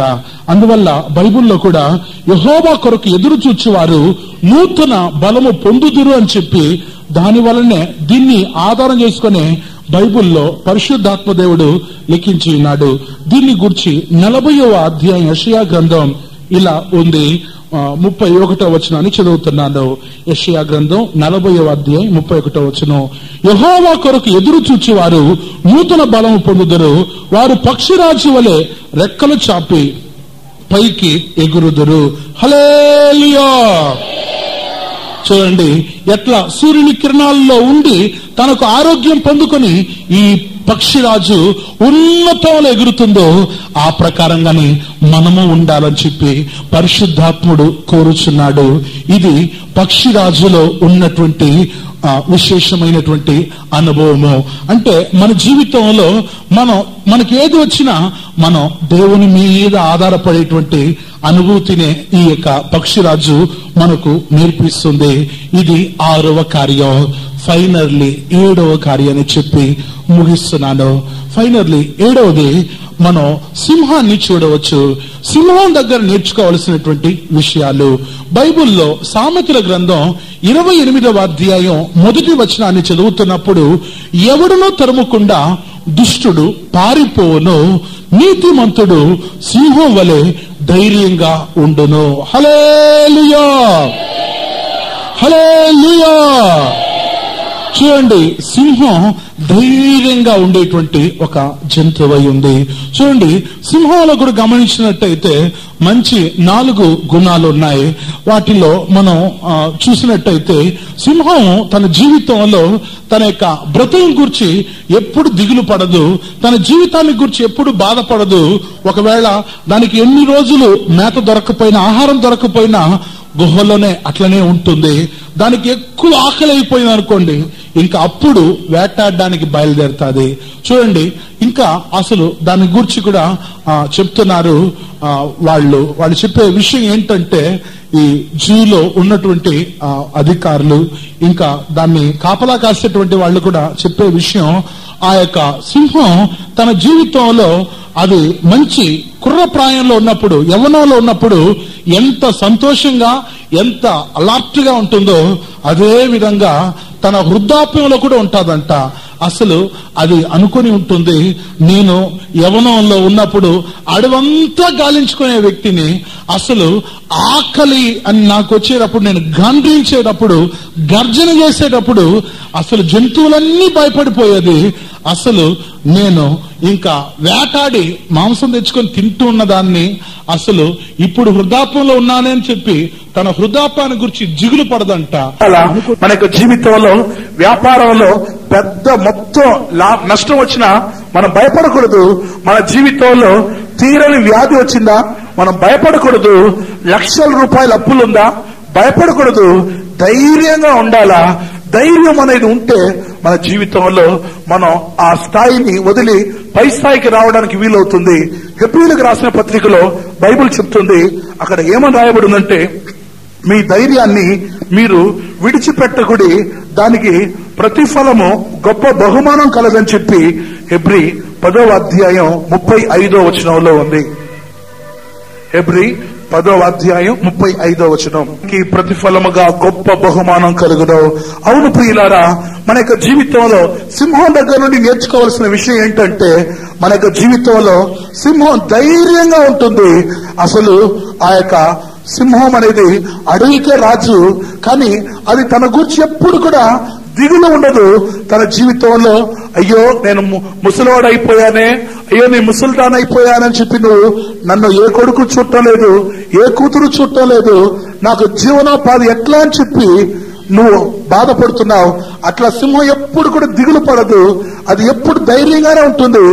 అసలు ఆ యొక్క సింహం ఆ యొక్క తన యొక్క అడవుల్లో ఉంటున్నప్పుడు, అది వృద్ధాప్యంలో ఉన్నప్పుడు, ముసలితనంలో కూడా ధైర్యంగానే ఉంటుందంట.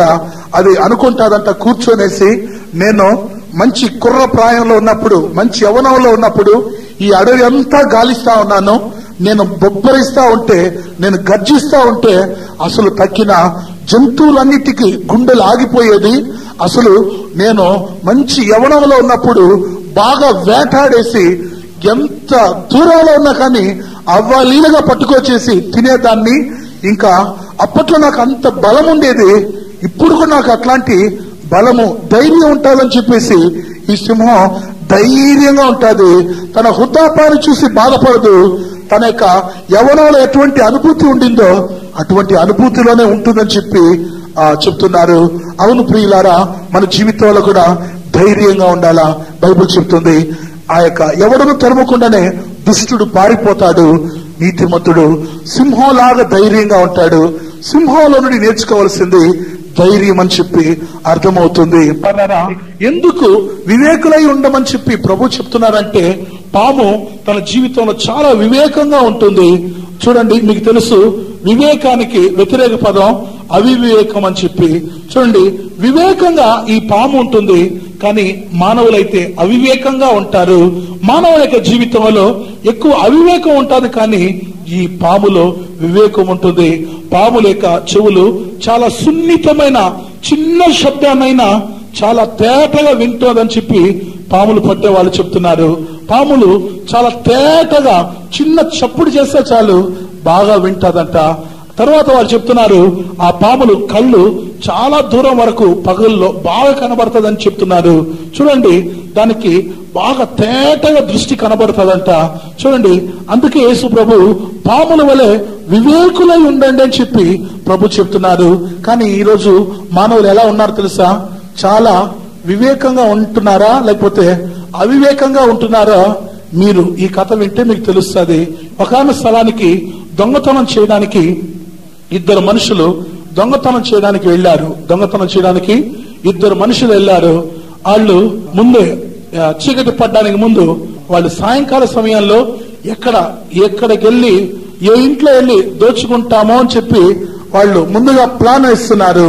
ఒక గ్రామానికి వెళ్లారు. ఆ గ్రామంలో ఒక ఇల్లు ఉంది. ఆ ఇంట్లో దొంగతనం చేయాలని చెప్పి నిర్ణయించుకునేసి వీళ్ళు ఒక చెట్టు చాట్లో